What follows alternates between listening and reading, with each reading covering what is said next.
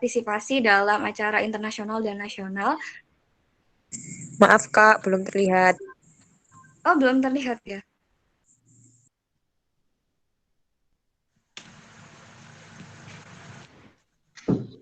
Untuk yang lain udah terlihat belum ya?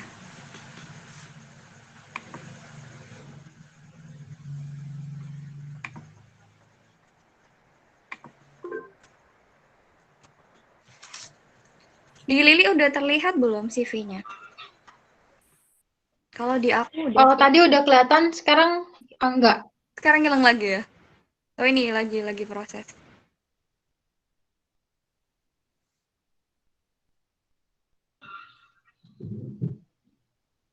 Sebentar ya teman-teman.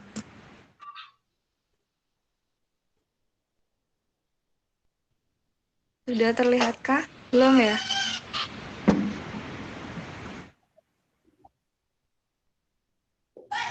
Masih belum kelihatan kayaknya.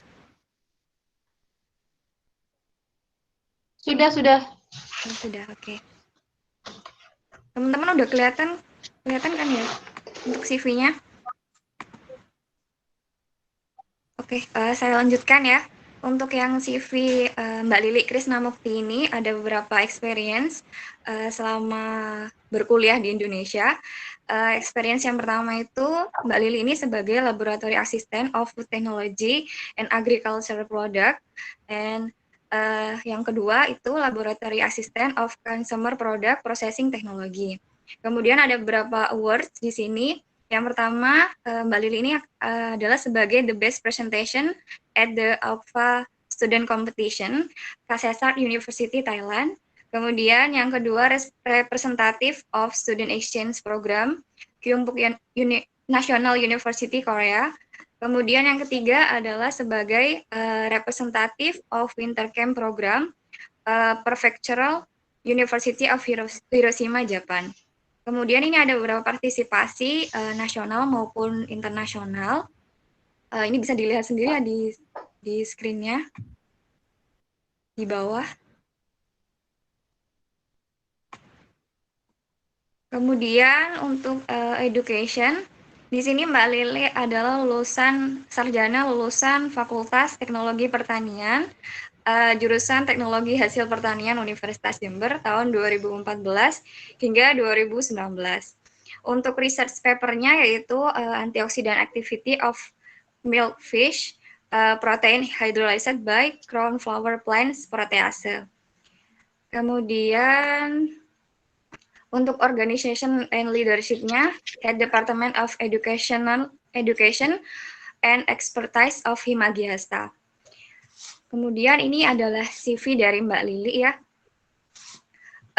Di sini Mbak Lili akan mempresentasikan apa itu KGSP atau yang sekarang disingkat oleh sebagai GKS ya, Global Korea Scholarship. Kemudian ini ada beberapa diskusi online sebenarnya dari Gen Jember. Untuk yang diskusi yang pertama itu dulu adalah training IELTS, kemudian yang kedua itu ada Chevening, kemudian yang ketiga ada SKB atau CPNS, untuk yang keempat adalah Working Holiday Visa, yang kelima adalah tentang beasiswa unggulan, dan yang sekarang adalah tentang GKS. Kemudian akan saya panggil pemateri kali ini yaitu Mbak Lili, bisa presentasi sekarang ya. Untuk PPT-nya bisa tolong di-share screen, Mbak Via. Ya, ini Sudah? Oke. Ya, waktu 45 menit ya. Baik. Oke. Terima kasih banyak moderator. Pertama, saya ucapkan Assalamualaikum warahmatullahi wabarakatuh. Semoga sehat semua untuk kita semua. Alhamdulillahirrahmanirrahim. Puji syukur kepada Allah yang memberikan kesempatan kepada kita untuk bisa sharing malam ini. Kemudian selawat serta salam tidak lupa saya limpahkan kepada baginda Rasulullah Sallallahu Alaihi Wasallam, dan juga ucapan terima kasih kepada para panitia Gen Jember yang sudah mengadakan acara yang insya Allah sangat bermanfaat ini. Kemudian saya juga ingin mengucapkan selamat datang kepada teman-teman yang telah bergabung malam ini, dan selamat malam untuk mungkin yang beragama lain. Semoga semangat kita selalu berkobar ya untuk menjalani hari-hari. Kemudian, oke, di sini saya akan lebih menceritakan atau lebih banyak sharing tentang pengalaman kemarin bagaimana mendapatkan beasiswa Global Korean Scholarship. Korean Global Scholarship adalah nama yang baru ya. Sebelumnya nama beasiswa adalah Government Scholarship Program atau KGSP. Cuma sekarang diganti menjadi Korean Global Scholarship. Begitu. Alhamdulillah tahun ini saya diberikan oleh Allah untuk menjadi award dari Korean Global Scholarship tahun 2020. Begitu. Bisa lanjut ke slide berikutnya. Oke, apa itu Korean Global Scholarship? Mungkin teman-teman sudah pernah mendengar, mungkin teman-teman sudah pernah mencari informasinya, atau pernah juga mengikuti sharing-sharing session tentang GKS sebelumnya. Saya kira sudah banyak yang share ya tentang ini semua, dan di YouTube tuh banyak sekali YouTuber-YouTuber yang mengangkat tema ini. Gitu. Kemudian saya informasikan bahwa slide yang saya bawakan hari ini adalah dari guideline yang saya terima ketika mendaftar beasiswa KGSP tahun lalu. Tahun ini ya. Bisa lanjut lagi.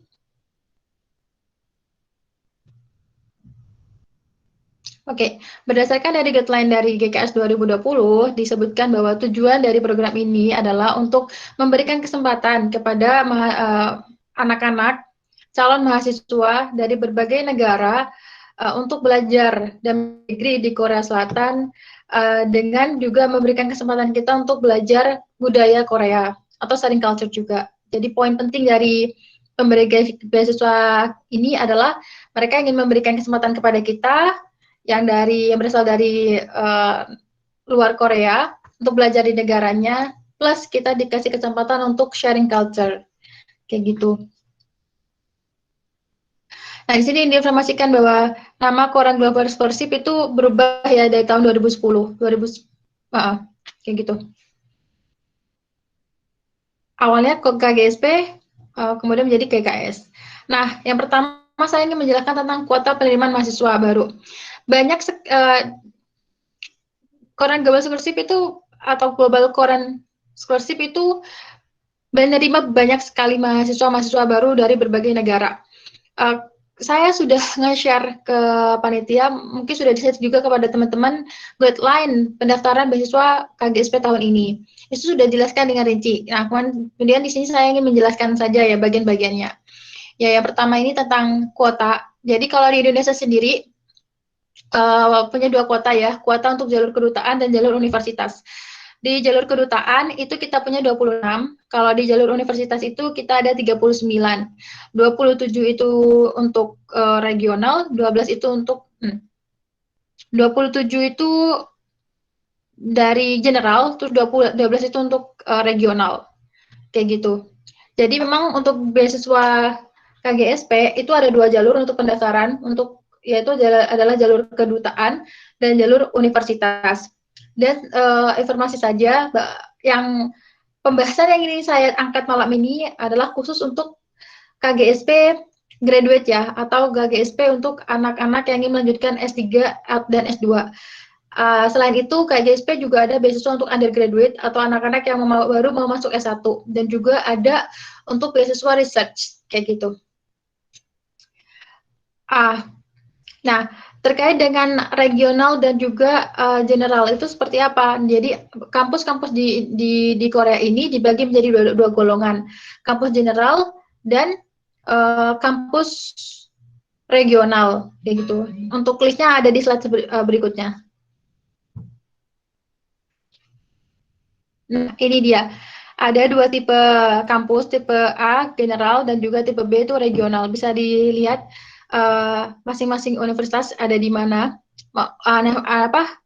Universitas yang kalian inginkan mungkin ada di general atau di regional. Terkait pembagiannya seperti apa, saya juga tidak tahu karena ini dari NIID atau pemberi beasiswa langsung. Jadi mereka sendiri yang mengkotak-kotakan bahwa kampus ini ada di general, kampus ini ada di regional kayak gitu. Jadi kalau teman-teman sudah pernah membaca tentang KGSP dan sudah ada pandangan mau daftar KGSP dan sudah tahu mau daftar di mana, bisa dilihat di sini. Kampusnya masuk general atau general. masuk general atau regional. Karena itu juga menentukan bisa menjadi acuan kita dalam memilih universitas atau membuat strategi dalam mendaftar gitu. Biasanya kampus general itu lebih banyak peminatnya karena itu letaknya lebih ke lebih dekat Seoul dan sekitarnya itu kebanyakan adalah kampus general dan memang peminatnya biasanya lebih banyak. Nah, kalau di general itu lebih ke kota-kota lain selain di luar Seoul gitu. Ada Busan, ada Daegu, dan universitas-universitas yang lain gitu. Bisa lanjut lagi?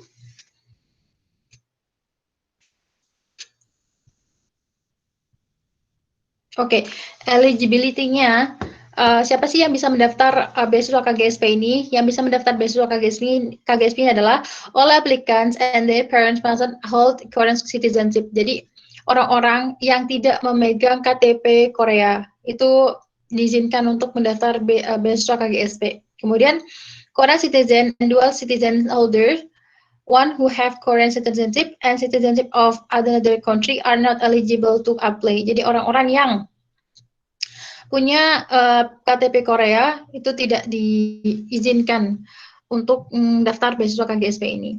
Applicant and their parents who have previously had Korean citizenship but must submit the document that proves their renunciation of Korean citizenship. Itu. Jadi intinya untuk orang-orang yang di luar Korea atau di luar orang yang punya nationality Korea itu bisa mendaftar di beasiswa KGSP. Oke. Bisa lanjut lagi? Oke, di sini ada persyaratan usia. Must be under 40 years of age as September. Ini yang tahun ini ya, yang pada waktu saya mendaftar. Mungkin kalau tahun depan beda lagi. Harus di bawah 40 tahun. Kemudian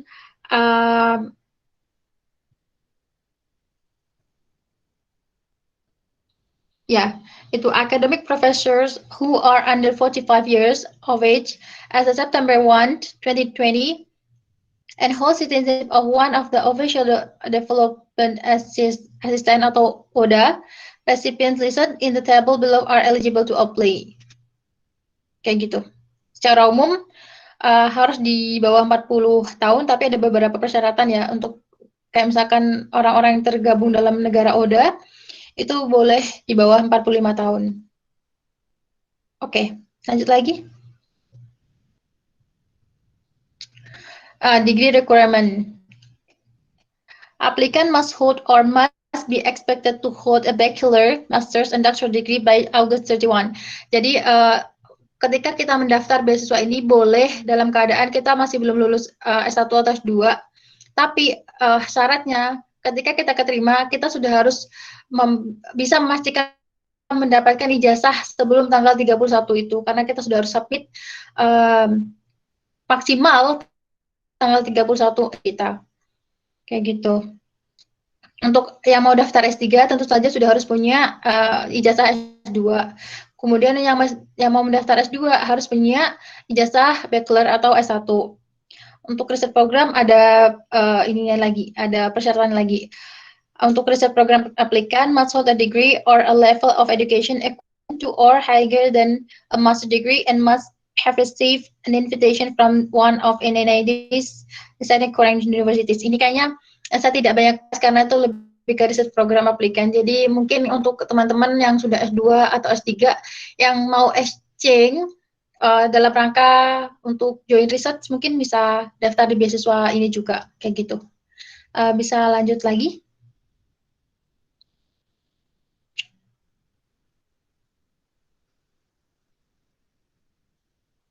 Nah, itu yang seperti saya katakan tadi, orang-orang yang mendaftar dalam kondisi belum punya ijazah, tapi sudah meyakinkan bahwa akan lulus sebelum tanggal 31 bisa mendaftar. Dan tanggal 31 Agustus tahun ini maksimal harus sudah disubmit ijazahnya ya gitu.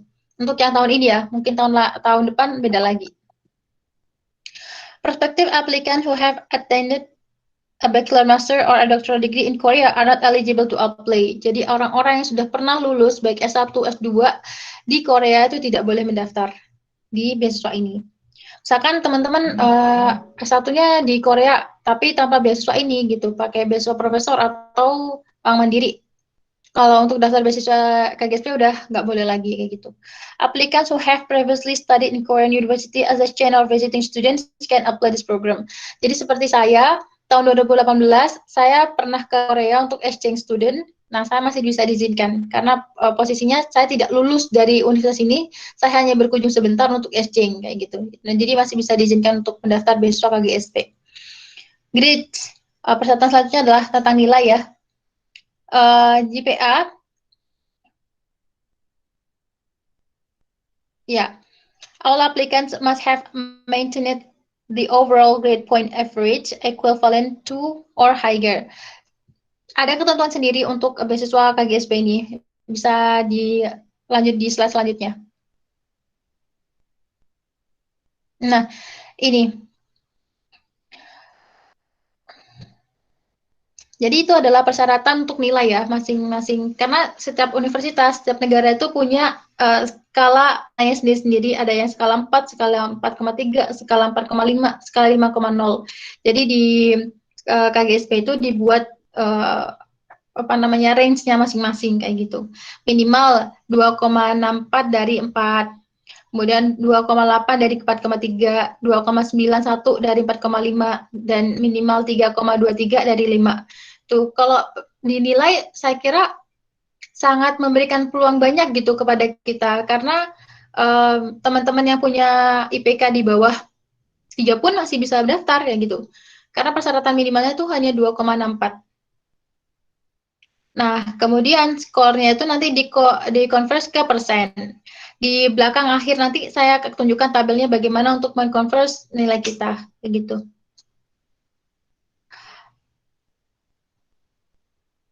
Ya, kalau misalkan nilai di bawah tadi itu akan didiskualifikasi kayak gitu. Nah, ini preference, artinya orang-orang yang memiliki persyaratan ini lebih dipertimbangkan kayak gitu. Misalkan yang pertama, memiliki proficiency in Korea. Mereka yang punya sertifikat topik itu akan lebih dipertimbangkan. Kemudian mereka yang punya sertifikat bahasa Inggris seperti TOEFL, TOEIC, IELTS itu juga dipertimbangkan. TOEFL di sini biasanya dipakai adalah TOEFL ITP. Yang lain, TOEFL ITPs are not acceptable. Jadi ITP tidak diterima, biasanya dipakai yang PBT. Kayak gitu. Kemudian siapa lagi yang dipertimbangkan lebih? Mereka yang mendaftar di jurusan Natural Science dan Engineering. Mereka punya prioritas lebih daripada yang di sosial. Kayak gitu. Kemudian, applicants who apply for major under the Industrial Professional Training Project, ya di bawah project training industri, itu juga punya privilege lebih. Kemudian academic professor holding citizenship of developing countries. Nah, orang-orang yang berasal dari negara ODA bisa dicek ya nanti negara ODA itu yang seperti apa dan mana saja, bisa dicek di guideline yang saya share sebelumnya. Kemudian descendant of Korean War veterans will receive additional 5% of the total marks. Ini mungkin orang-orang yang saya juga kurang paham kalau yang descendant of Korean War veterans ini mungkin orang-orang yang pernah punya jasa satu jasa gitu ya, mungkin ya saya tidak terlalu fokus pada itu.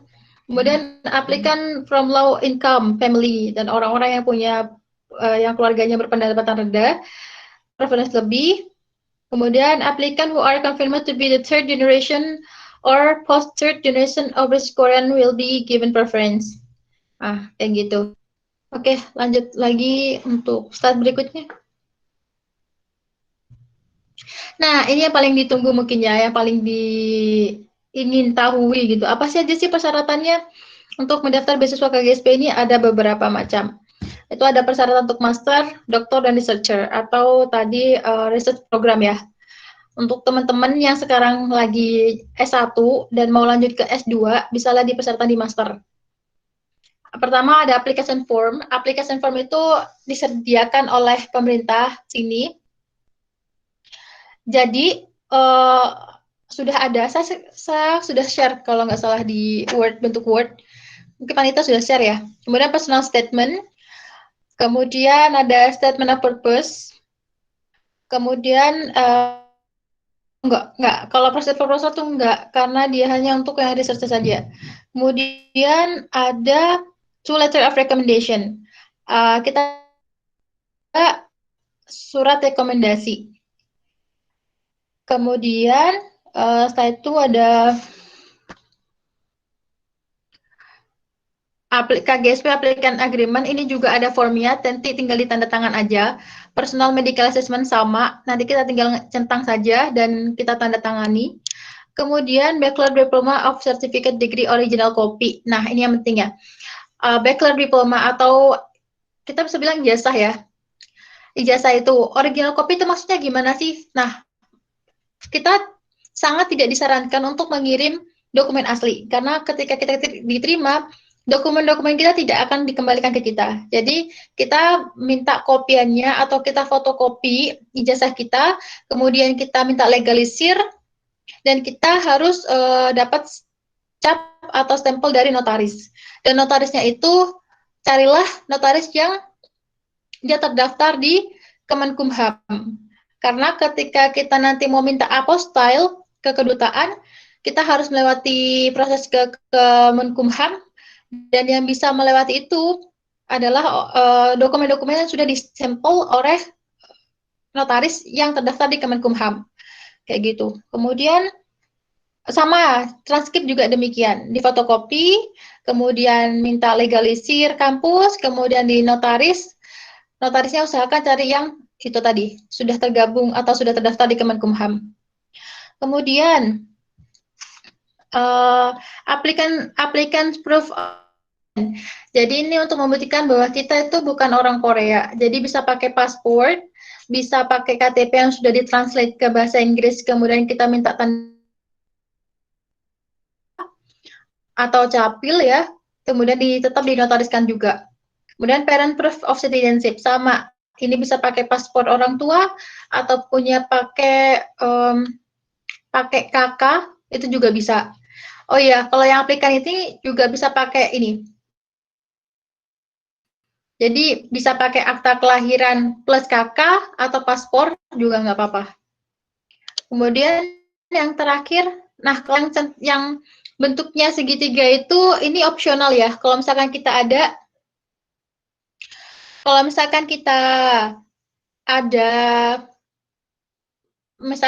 kita bisa masukkan. Kalau misalkan nggak ada, nggak apa-apa nggak dimasukin juga gitu. Certificate of Current Citizenship. Ini kayaknya kita nggak ada deh. Kemudian Certificate of Valid Topic. Nah, kalau misalkan kalian punya sertifikat topik, sangat amat direkomendasikan untuk untuk disertakan karena itu nambah poin banget. Kemudian juga kalau ada sertifikat bahasa Inggris silahkan disertakan juga, itu nambah nilai juga. Kemudian published paper ya, published paper. Kalau kalian kemudian skripsinya publish itu disertakan, atau enggak kalau misalkan pernah ikut PKM terus PKM-nya publish, nah itu juga bisa disertakan. Kemudian award itu segala macam sertifikat yang berhubungan dengan pencapaian kalian tuh kalian boleh masukkan juga untuk menambah poin. Dan kalau paspor ini bagi yang belum punya nggak masalah, karena nanti dibutuhkannya itu nanti pas waktu kita sudah lolos second round kayak gitu. Bisa lanjut lagi.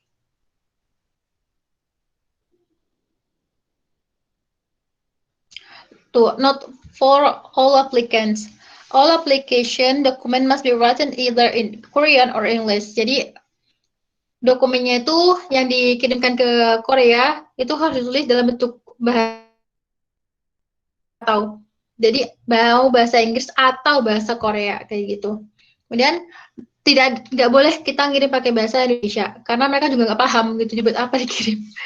Dan dokumen written in language other than Korean or English must accompany a complete Korean or English translation, authenticate authenticated by issuing institution or notarized by notary public. Jadi kalau misalkan ijazah teman-teman itu masih belum berbentuk bahasa Inggris, silahkan ditranslate terlebih dahulu, kemudian dikirim dua-duanya.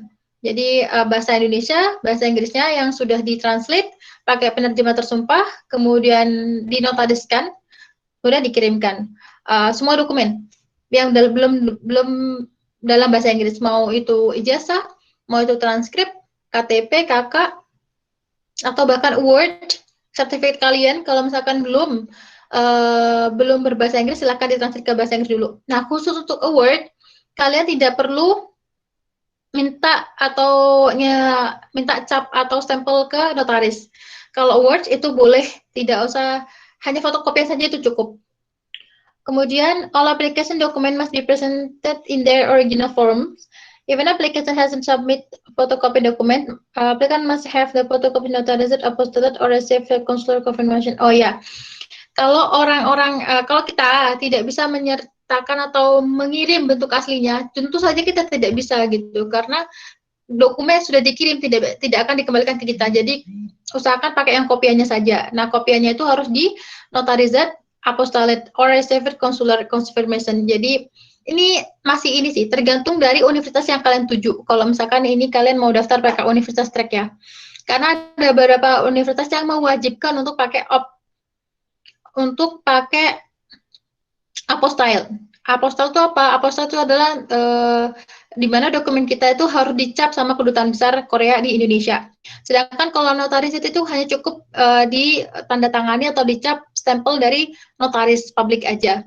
Gitu. Jadi untuk teman-teman yang mau daftar Universitas Trek, cari infonya apakah univ kalian itu mewajibkan kalian untuk mengirim dokumen yang sudah diapostal atau tidak. Karena proses untuk apostal itu cukup lama dan butuh biaya. Kayak gitu. Oke, lanjut lagi. Nah, ini penting juga, prosedurnya untuk apostal itu bagaimana sih? Nah, untuk apostal itu pertama, kita harus translate dulu dokumen kita. Setelah itu, kita minta cap ke notaris publik. Setelah itu, sudah punya dokumen yang dicap sama notaris, kita ke Kemenkumham. Kita minta kalau dari Kemenkumham itu kita dikasih stiker dari Kemenkumham. Caranya adalah kita harus mendaftar online dulu. Kalau sudah online, kemudian dokumen kita di-approve, nanti kita tinggal bayar. Setelah itu kita tinggal kasihkan bukti pembayarannya ke kantor Kemenkumham. Nanti stikernya dikirim ke alamat kita. Setelah itu, untuk biayanya per lembar itu, kalau saya tidak salah ingat, 50.000 per lembar.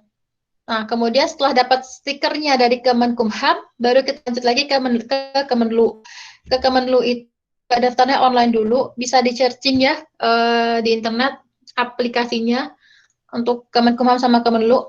Oh, kalau Kemenkumham itu pakai website, kalau Kemenlu itu baru install aplikasi. Bayarnya kalau nggak salah 25.000 per lembar. Nah, baru kalau sudah mendapatkan stiker dari Kemenkumham, kemudian sudah dapat cap dari Kemenlu, baru kita bisa ke Kedutaan Besar Korea di Indonesia untuk minta stempel juga. Gitu. Kalau tidak salah bayarnya itu 75.000 satu paket. Satu paket itu artinya satu transkrip, satu ijazah ya. Kayak gitu. Dan kemarin saya tidak melakukannya sendiri karena pandemik, jadi saya tidak bisa ke Jakarta waktu itu. Saya minta diwakilkan ke teman saya dengan menggunakan surat kuasa. Itu nggak apa-apa. Dan perlu diperhatikan teman-teman bahwa untuk prosesnya itu tidak singkat ya, karena untuk menunggu persetujuan dari Kemenkumham saja itu bisa sehari atau 2 hari. Kemudian baru kita bisa memproses. Kalau Kemenlu, pada saat saya mengurus dokumen saya dulu, Kemenlu itu karena pandemik ini, jadi hanya buka 2 hari dalam seminggu. Hanya buka pada hari Rabu sama Jumat saja. Kayak gitu. Jadi berpacu dengan waktu itu waktu saya mendaftar. Kemudian bisa lanjut lagi.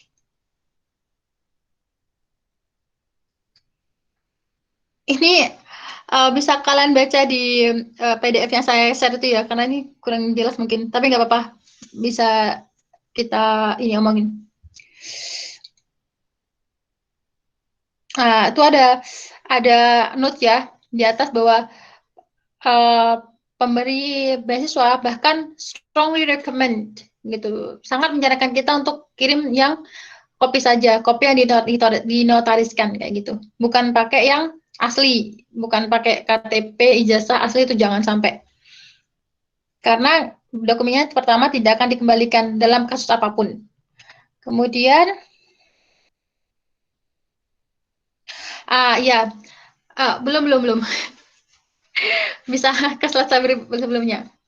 Nah, kemudian itu ada kata-kata seperti ini. Application document must be submitted in the order of the checklist on the first page. An application form, it's required document must be numbered. Jadi ketika kita kirim dokumen, jadi misalkan ini dokumen ya, misalkan ini dokumen kita gitu, kita harus kasih nama, kasih nomor di pojok kiri gitu. Oh ya, di top right cornernya itu kan. Nah, nomor 9, persyaratannya apa? Sertifikat bachelor. Kita kasih nomor 9 kayak gitu. Kemudian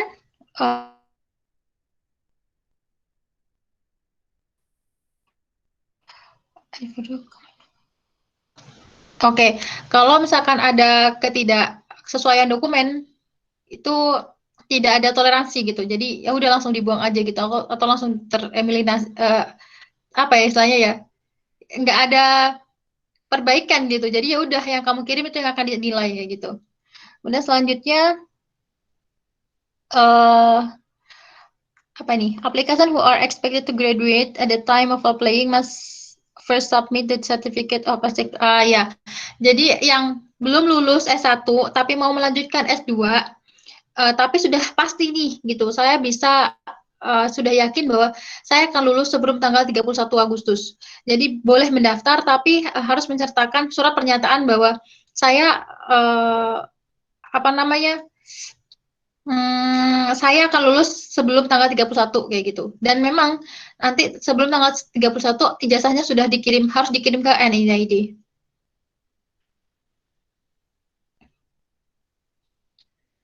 Oke. Kemudian the recommendation letter must be written by two different recommenders who can know assessment and application academic abilities. Jadi kita menyertakan dua surat rekomendasi. Kalau saya sendiri kemarin saya minta satu surat rekomendasi ke ketua jurusan saya. Yang kedua, yang pertama saya minta ke dosen pembimbing akademik. Kemudian yang kedua minta ke ketua jurusan. Gitu, karena usahakanlah teman-teman ketika minta surat rekomendasi itu mintalah kepada orang yang memang tahu kita banget. Jadi ketika menceritakan diri kita sudah secara naturally gitu, nggak dibuat-buat gitu. Kalau saya minta rekomendasi ke dosen pembimbing akademik saya karena memang beliau sudah tahu saya sejak awal saya kuliah sampai saya selesai kuliah pun masih bekerja sama beliau, jadi beliau tahu saya banget gitu. Jadi ketika nulis itu sudah ya sejujurnya apa adanya saya kayak gitu. Kemudian setelah itu, kalau untuk menulis surat rekomendasi itu memang ada formnya. Jadi kita tinggal ngisi saja formnya. Yang berbeda di beasiswa ini adalah dari yang saya pernah daftar sebelumnya dari beasiswa-beasiswa lain, ketika menulis recommendation letter itu kita harus masukkan ke amplop, yang amplopnya itu harus ada kop suratnya juga, amplopnya itu harus ada saya sebutnya kop surat gitu ya. Kemudian di bagian penutup suratnya, misalkan ini amplop kan, misalkan ini amplop, terus kita masukkan suratnya di sini, kita tutup amplopnya, begitu, dan di tengah-tengah tutupnya itu kita harus stempel pakai stempel fakultas, kemudian juga ditandatangani sama pemberi rekomendasi, kayak gitu. Segitu ketatnya peraturan untuk membuat surat rekomendasi untuk KGSP ini. Dan kalau misalkan sampai sealnya rusak, itu bakal apa ya namanya ya di disk gitu, di apa ya dianggap tidak sah gitu. Itu kan. The recommenders must scale recommendation letter in an envelope and stick across the black flap. The back flap yaitu tadi yang saya jelaskan. Kemudian for the published paper, receipt paper and award photocopies are acceptable. Jadi untuk yang published paper, kemudian receipt paper sama award cukup fotokopi aja, nggak perlu dicap notasi nggak apa-apa. Tapi diusahakan ditransfer dulu ya ke dalam bahasa Inggris yang belum punya dalam bahasa Inggrisnya. Kemudian the proof of citizenship must be government issued documents. The example include but are not limited to an original birth certificate issued by the government. Jadi saya bilang tadi kayak citizenship document itu bisa pakai paspor, bisa pakai KTP, bisa pakai akta. Kalau yang punya orang tua itu bisa pakai paspor orang kita atau pakai apa tadi kakak kartu keluarga itu. Jadi kalau saya dulu tuh kasusnya saya translate dulu kakak saya ke dalam bahasa Inggris, kemudian minta stempel ke notaris. Kayak gitu. Bisa lanjut lagi? Nah, ini secara apa ya singkatnya ya, qualification-nya. Untuk master degree itu kita nanti kuliahnya 3 tahun karena 1 tahun kuliah bahasa, 2 tahun untuk masternya, untuk degree-nya. Kemudian kalau yang doktoral itu 4 tahun, 1 tahun sekolah bahasa, kemudian 3 tahun untuk sekolah degree-nya. Kalau research program itu 6 bulan sampai 1 tahun. Dia tidak ada sekolah bahasa, langsung aja gitu.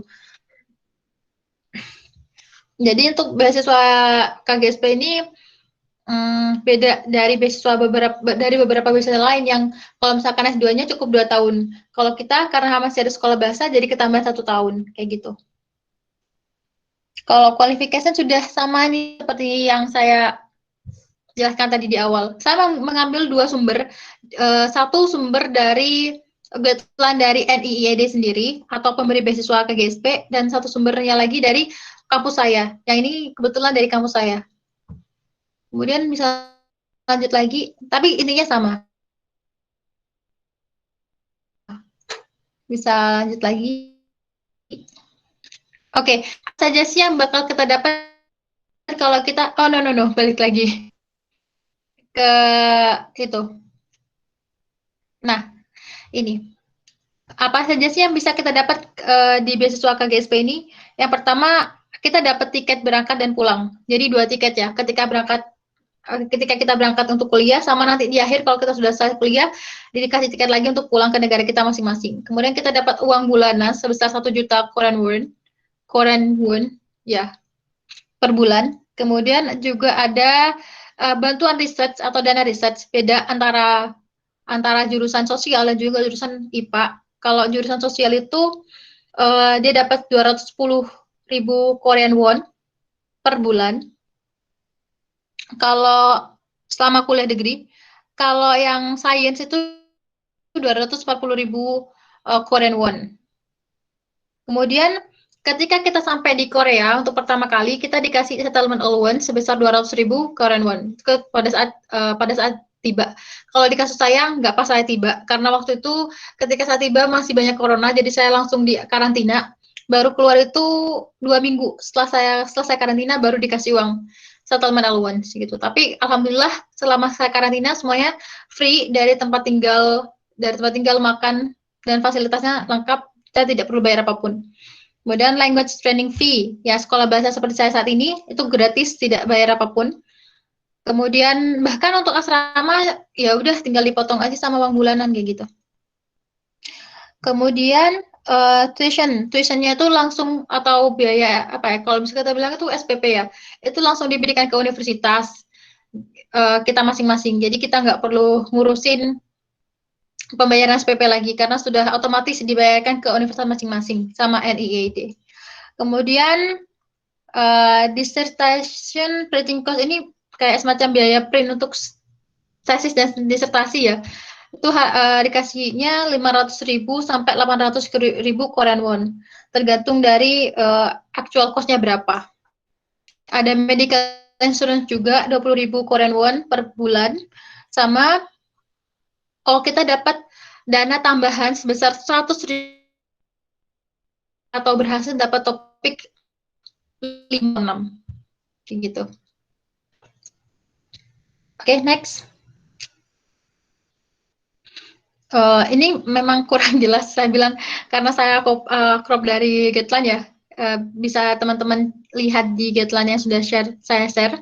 Ini cuma supaya teman-teman ada gambaran aja gitu. Kayak gimana sih bentukannya form pendaftaran itu gitu. Ini adalah salah satu contoh dari form pendaftarannya. Dan bisa lanjut lagi. Ini adalah masih ini di form pendaftaran.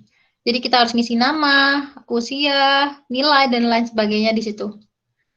Kemudian lanjut lagi.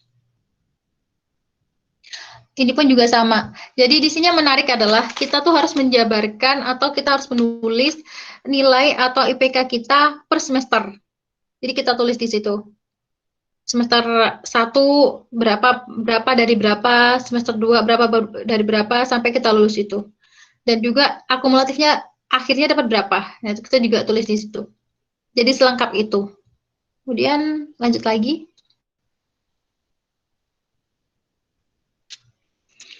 Nah, ini adalah contoh form dari personal statement. Nah, untuk personal statement ini saya bilang adalah satu hal yang paling penting ya. Salah satu yang paling penting dari pendaftaran beasiswa ini gitu. Karena di personal statement inilah kita menceritakan diri kita sendiri. Bagaimana kita memperkenalkan diri kita dan meyakinkan bahwa kita layak untuk mendapatkan beasiswa ini gitu.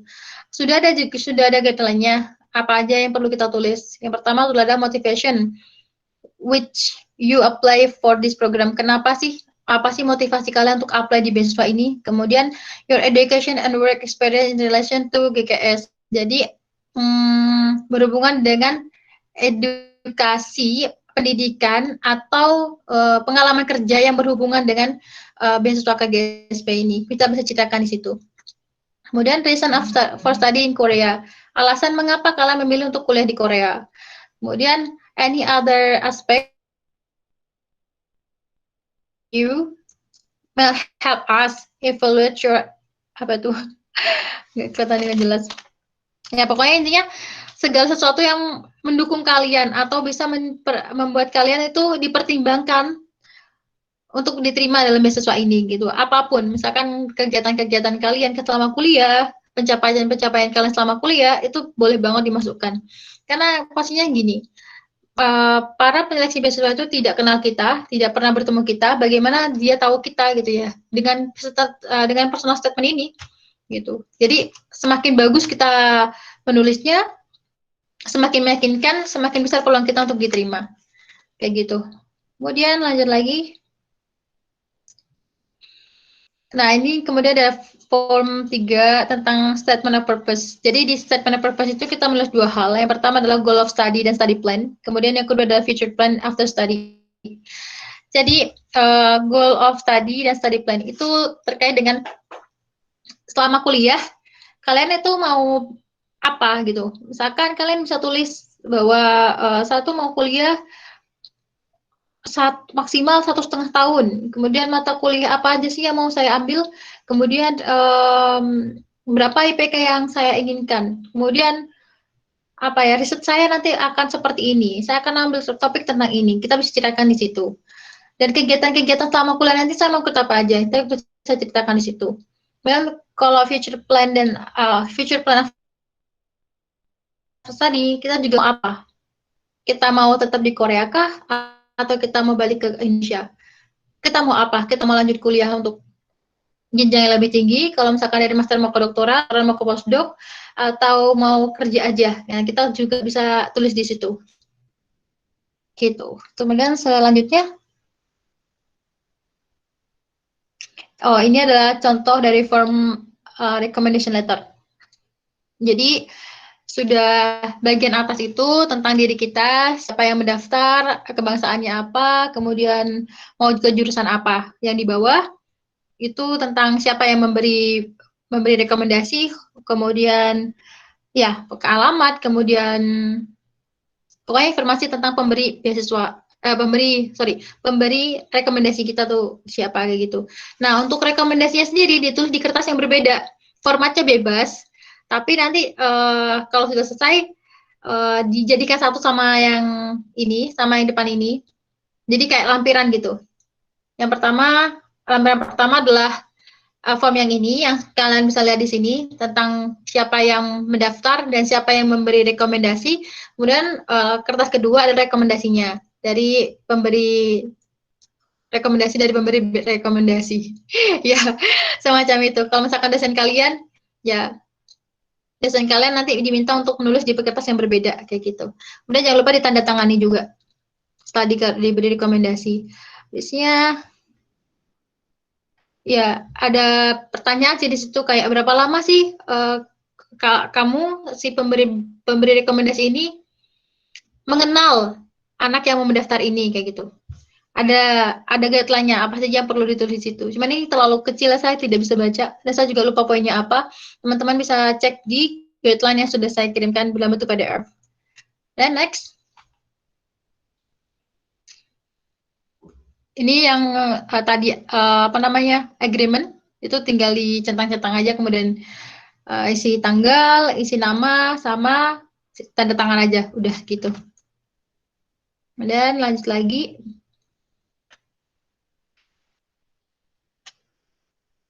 Ini juga untuk personal medical assessment. Jadi untuk pendaftaran itu kita tidak perlu cek medical check up, karena medical check up itu nanti kalau kita sudah lolos sampai babak 2, ya. Pakai sampai second round baru kita nanti medical check up. Kalau di pendaftaran awal-awal tidak perlu, hanya mengisi pertanyaan saja. Misalkan kamu punya alergi atau tidak, kemudian punya diabetes atau tidak gitu. Kalau tidak ada, normal-normal saja, ya tinggal centang aja yang no kayak gitu. Lanjut lagi. Oke, ini adalah tabel. Ini kurang jelas juga karena saya tadi crop dari guideline. Tapi teman-teman bisa lihat di guideline yang sudah saya kirim. Itu adalah tabel untuk melihat atau ini mengkonversi nilai kita. Jadi kalau misalkan nih IP kita biasanya kalau di Indonesia itu IPK-nya ini kan indeksnya 4 ya. Kalau saya kemarin contohnya IPK saya 3,67, itu kalau dilihat di sini 3,67 ke skala 4 itu jatuhnya masih di 95% ya. 3,67, 3,76. 3,76 ya, masih di 95% kayak gitu. Jadi teman-teman nanti bisa konversi sendiri IPK kalian kalau dipersenkan tuh berapa persen kayak gitu. Kemudian saya kira ini ada tabel terakhir ya. Next. Ya, itu yang terakhir. Terima kasih, semoga bermanfaat dan sukses selalu. Kita lanjut ke diskusi ya, gitu. Ya, lanjut ke Terima diskusi. kasih. Terima kasih, Mbak Lili. Aku manggilnya Mbak aja ya, Lia. Halo? Mbak juga nggak apa-apa. Iya, manggilnya Mbak aja. Biar kelihatan sopan. Tadi udah dijelasin ya teman-teman terkait persyaratan, kemudian eligibility, kemudian preference, dan beberapa contoh dokumennya banyak banget. Itu dari statement of purpose, kemudian recommendation letter, medical check up, dan lain sebagainya. Terus ini kita lanjut ke sesi diskusi ya. Ini ada beberapa pertanyaan. Cuman aku ingin tanya salah satu hal dulu deh. Kenapa sih Mbak Lili ini alasannya memilih negara Korea itu apa? Atau tentang mungkin suka negaranya, mungkin suka culture-nya kayak gitu, atau mungkin suka musimnya yang 4 musim ya, atau mungkin suka apa Li, BTS? Ya mungkin bisa dijawab. Oh, no, kalau bentar. Halo? Ya. Suara saya kedengaran nggak? Kedengaran. Halo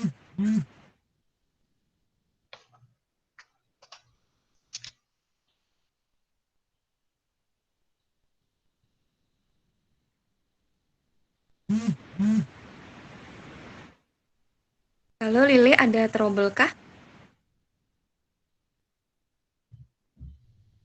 Ada trouble sama Oh, halo, sinyalnya? iya, kedengeran? Ya, Iya, kedengeran nggak suaraku? kedengeran, kedengeran. Kedengeran ya? Ya, Oke, oke. Jadi kalau alasannya sebenarnya kalau saya pribadi dari kuliah semenjak SMA, SMP mungkin sudah ada keinginan untuk bisa keluar ke luar negeri gitu. Walaupun saya waktu itu juga nggak tahu caranya bagaimana, cuman saya memang pasang mimpi itu tinggi banget gitu. Walaupun saya belum tahu gimana caranya. Sebenarnya kalau misalkan ditanya ke Korea, saya pribadi tidak menargetkan satu negara gitu. Karena tujuan saya adalah untuk belajar dimanapun,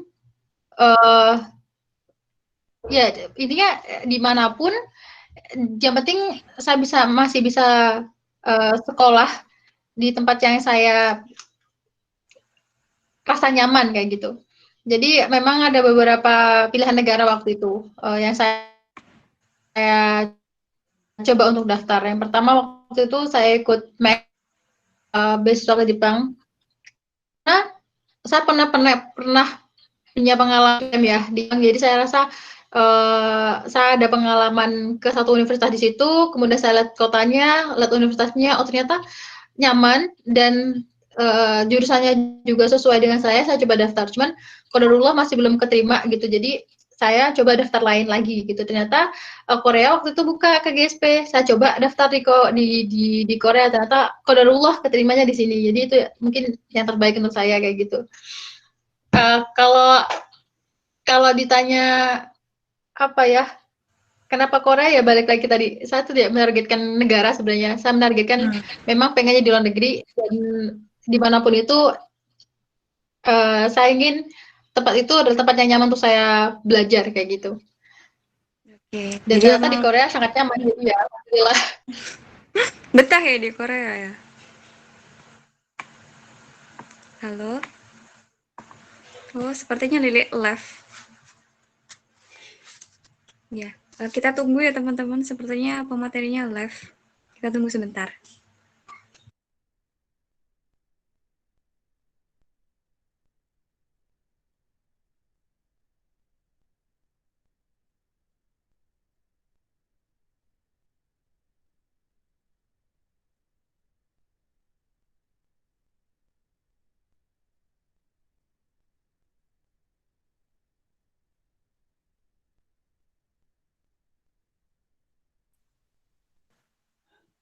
Halo Lili. Oh iya, sorry. Ada Oke. trouble barusan. Ya, Ya, ya nggak apa-apa. Udah iya. ini kan sinyalnya. Udah oke. Udah oke. Oke. Eh, jadi kita lanjut ke pertanyaan selanjutnya aja ya, Li ya. Ini ada beberapa Ya boleh, pertanyaan. silakan. Yang pertama itu dari Surya Avalo Kiteres. Kak, ada saran kah untuk pembuatan study plan? Ya, pembuatan study plan. Mungkin dari kamu ada saran kah terkait kerangka cara bikin study plan-nya itu gimana? Oh. Ini ya, study plan ya, bukan personal statement kan Ah, ya? Ya, hmm, study plan. Kalau saya sendiri waktu itu membuat study plan, yang pertama sesuaikan dengan ini sih, apa namanya? Kalau saya waktu itu saya ambil research study yang berkaitan dengan kuliah saya S1 dulu. Jadi itu lebih memudahkan saya gitu. Yang pertama itu, kemudian juga disesuaikan dengan profesor ya. Profesor yang mau kalian tuju gitu. Kalau misalkan kalian mau ambil university track. Kemudian pastikan riset plan kalian itu terarah dan jelas. Jadi sudah tahu gitu. Riset kalian itu mau tentang apa yang mau kalian, goalnya apa, mau pakai metode apa, kemudian luarannya apa, kemudian nggak hanya, maksudnya nggak hanya berakhir pada pembuatan paper saja, tapi harus ada implementasinya. Jadi perwujudan dari riset kalian itu nanti seperti apa itu udah lebih jelas. Kalau ada itu lebih bagus gitu. Misalkan nih, contohnya kalau saya kemarin saya berhubungan dengan hidrosat protein. Saya rasa Ika sangat tahu tentang penelitian saya karena kita satu lab ya. Kemudian ketika saya minta koreksi kepada dosen pembimbing saya, beliau bilang harus jelas ya. Setelah kamu mau penelitian ini, goalnya dari produk kamu ini mau kemana? Mau kamu apakan? Nah itu sudah harus dipikirkan. Kalau misalkan sudah ada itu, ada kepikiran, oh nanti mau saya komersialkan, oh nanti mau saya bikinkan apa ya, apa, mau saya branding produknya, kemudian saya apa namanya mau kerjasama dengan perusahaan A, B, C untuk nge-launching ya gitu. Udah sebaiknya sudah harus jelas itu dan sejauh itu gitu. Semakin rinci, semakin bagus. Oke. Jadi kamu dulu untuk revisi study plan-nya itu nggak hanya ke kakak tingkat tapi juga ke dosen juga ya? Ya, jelas. Jadi saya memang minta rekomendasi tentang penelitiannya itu tentang semua topik penelitian saya diskusikan dengan dosen pembimbing gitu. Oke. Ya. Jadi lebih jelas goalsnya nanti mau study plan tentang apa gitu udah jelas banget ya? Ya. Lebih rinci, Oke. lebih jelas, lebih bagus. Lebih Oke. realistis itu lebih bagus gitu.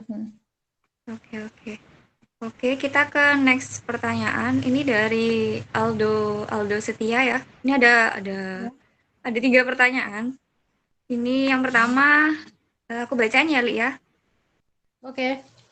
Yang pertama itu, apakah ada aware di GKS tahun lalu atau tahun-tahun sebelumnya yang lolos university track tanpa menyatakan research paper atau publish paper? Mungkin dijawab dulu kali ya, nanti yang kedua sama ketiga aku omongkan lagi. Iya, ada. Sekarang pun ada. Kalau saya kebetulan saya mau menyertakan, tapi ada teman saya yang tidak menyertakan tapi dia lolos. Jadi itu teman-teman, karena sifatnya opsional, bisa kita cantumkan, bisa tidak. Nah, cuman kita harus tahu gitu, kita harus punya strategi gitu. Kita harus sadar bahwa misalkan nih, dari sekian banyak persyaratan kita kuatnya di mana, kita kurang kuatnya di mana. Kalau yang ada beberapa yang kurang kuat, maka kita harus maksimalkan sama yang kuat. Misalkan nih, kalian tidak punya riset paper, oh tapi kalian punya sertifikat bahasa dan lumayan tinggi, itu sangat bagus sekali untuk mengimbangi kayak gitu. Misalkan saya juga pada kasus saya nih ya, saya tidak punya sertifikat TOEFL yang resmi karena waktu itu saya nggak sempat gitu untuk tes TOEFL yang IBT yang ya mahal juga, terus waktunya juga nggak ada gitu karena mepet sekali, saya nyiapkan dokumen cuma 2 minggu. Jadi saya tetap sertakan TOEFL saya yang prediction, tapi saya menguatkan di banyak sertifikat gitu, di mana sertifikat itu juga banyak sertifikat yang aktif kegiatannya itu saya lakukannya internasional gitu, misalkan kayak sertifikat menang lomba, kemudian sertifikat exchange kemarin, kemudian sertifikat waktu ke Jepang, beberapa sertifikat conference itu saya masukkan juga. Nah itu jadi penambah poin gitu. Ya walaupun saya tidak punya sertifikat bahasa Inggris yang resmi, tapi setidaknya dari sertifikat yang sudah saya kirimkan itu menjadi gambaran seperti apa kemampuan bahasa Inggris saya kayak gitu. Dan juga alhamdulillahnya ada paper juga, jadi ya bisa mendukung. Tapi ada juga teman saya yang tidak punya publisher paper, tapi dia mencantumkan atau menyertakan sertifikat bahasa Inggris dia, bukan topik, TOEIC. Dan TOEIC-nya cukup tinggi dan alhamdulillah dia keterima dan saat ini dia bersama saya. Kayak gitu. Oke. Jadi untuk dokumennya tadi disebutkan kalau kamu persiapan dokumen 2 minggu ya. Itu untuk persiapan dokumen lumayan lumayan sempit ya. Nah, itu untuk persiapan Ya, dokumen tuh karena kira-kira ya, ya gimana? karena apa namanya, nggak 2 minggu ya, 2 minggu itu untuk khusus KGSP ya, karena sebelumnya saya Hmm. sudah mencoba mendaftar di Max kan, jadi Oh ya. beberapa berkas-berkas yang sudah saya persiapkan untuk Max itu ternyata ada beberapa yang bisa kepakai untuk KGSP, jadi ya Oh. sekalian gitu. Ini yang kemarin itu yang lama apa ya, ngurus untuk ini sih, transit itu karena butuh waktu itu. Hmm. Itu yang lama. Menulis personal statement itu lama. Sebenarnya sih kalau menulis personal statement tuh cepet ya. Yang bikin lama itu adalah kita mikir apa ya yang mau kita tulis di sini, apa ya kata-kata yang singkat padat jelas tapi menggambarkan kita secara maksimal gitu. Hmm. Itu yang bikin lama. Nah, alhamdulillahnya saya juga sudah pengalaman nulis personal statement atas jenisnya waktu ikut Max. Jadi ya poin besarnya sudah tahu, jadi tinggal nulis. Kemudian saya minta proofread dari kakak tingkat yang sudah dapat beasiswa juga. Ya, alhamdulillah ternyata bisa membawa saya ke sini kayak gitu. Begitu Mbak Ika. Alhamdulillah. Kalau untuk dokumen lainnya yang sulit itu kira-kira apa, Li? Selain personal statement gitu. Personal statement, selain personal statement mungkin ini ya, apa namanya, goal of study, research, apa namanya, study plan. Ya, ini sih, oh enggak, yang paling susah itu kalau misalkan kita harus menyertakan dokumen apostal di awal. Itu ribetnya Masya Allah. Alhamdulillah kalau saya sendiri daftar beasiswa KGSP Universitas ke KNU, KNU itu minta dokumen apostalnya setelah kita lolos beasiswa. Setelah Oke. lolos baru kita ngirim apostil. Tapi ada beberapa univ yang khususnya di Seoul, kita Seoul ke SNU, Hmm. KAIS gitu, minta apostilnya bahkan di awal pada saat pendaftaran. Itu ribet banget karena kita harus ke Jakarta, kita harus ke Iya. Kemenlu, Kemenlu, baru ke Kedubes gitu. Jadi Oke, harus oke. ekstra daripada univ-univ lain yang tidak mensyaratkan untuk apostil kayak gitu. Itu sih. Yang lainnya saya kira kita punya semua, tinggal ditranslate bahasa Inggris, minta cap notaris, ya nggak terlalu susah gitu. Oke, oke. Oke, ke next pertanyaan ya. Ini yang kedua, tetap sama dari Kak Aldo Setia. Yang kedua, kalau kita mau ikut jalur university track, tapi bidang penelitian kita waktu S1 tuh beda dengan yang kita ingin daftar ke profesor untuk dapat LOE. Itu gimana ya? Oh, nggak apa-apa. Jadi itu tergantung masing-masing dari kita sih ya. Tergantung gini, seberapa kuat kalian mengutarakan alasan kenapa kalian mau ngambil tema itu dalam penelitian gitu. Hmm. Kalau memang kuat dan itu apa namanya sangat beralasan dan alasannya sangat bisa terima, saya kira tidak ada masalah gitu. Karena ada juga yang uh, apa namanya, risetnya beda dari yang dia angkat ketika S1, tapi risetnya itu sangat linear dengan profesor yang uh, apa ya, dengan riset profesor yang akan jadi dosen pembimbing di sini itu malah bagus gitu, nggak ada masalah. Jadi nggak ada masalah ya, Lia? Ya, nggak masalah. Jadi tergantung seberapa kuat kalian memberikan alasan kenapa kalian mengangkat tema itu. Urgensinya apa, keterbaruannya apa, dan apakah tema itu nanti bisa diterima oleh profesor yang di sini, apakah masih bidangnya masih masuk kayak gitu. Misalkan uh, penelitiannya ini karena saya anak THP ya. Misalkan penelitian yang pertama tentang kimia pangan, kemudian lanjut yang ke buat S2 nanti risetnya mau ke mikrobiologi. Kalau dosennya yang di Korea itu memang bidangnya di mikrobiologi nggak masalah. Tapi kalau dosen yang diinginkan ternyata di sini ngambilnya juga apa namanya di kimia pangan, susah nanti nyinkronkannya gitu. Oke, berarti kita menyelaraskan dulu ya sama penelitian profesornya yang nanti akan menjadi calon pembimbing kita gitu ya. Ya, kalau kalian sudah punya profesor yang dituju, lebih baik kalau disinkronkan dengan penelitian profesor yang kalian tuju itu. Gitu. Oke. Tapi Kalau dulu kalau masih belum tahu, mau profesor siapa, nggak apa-apa, kita tulis saja riset apa yang mau kita angkat, kuatkan di alasan kenapa, keterbaruannya apa, urgensinya apa, kenapa harus kita penelitian itu sih. Oke. Oke, kita ke pertanyaan nomor 3. Cara meyakinkan profesor tanpa menyertakan research paper sebelumnya waktu S1 untuk mendapatkan LOE itu gimana? Kalau Cara di meyakinkan profesor.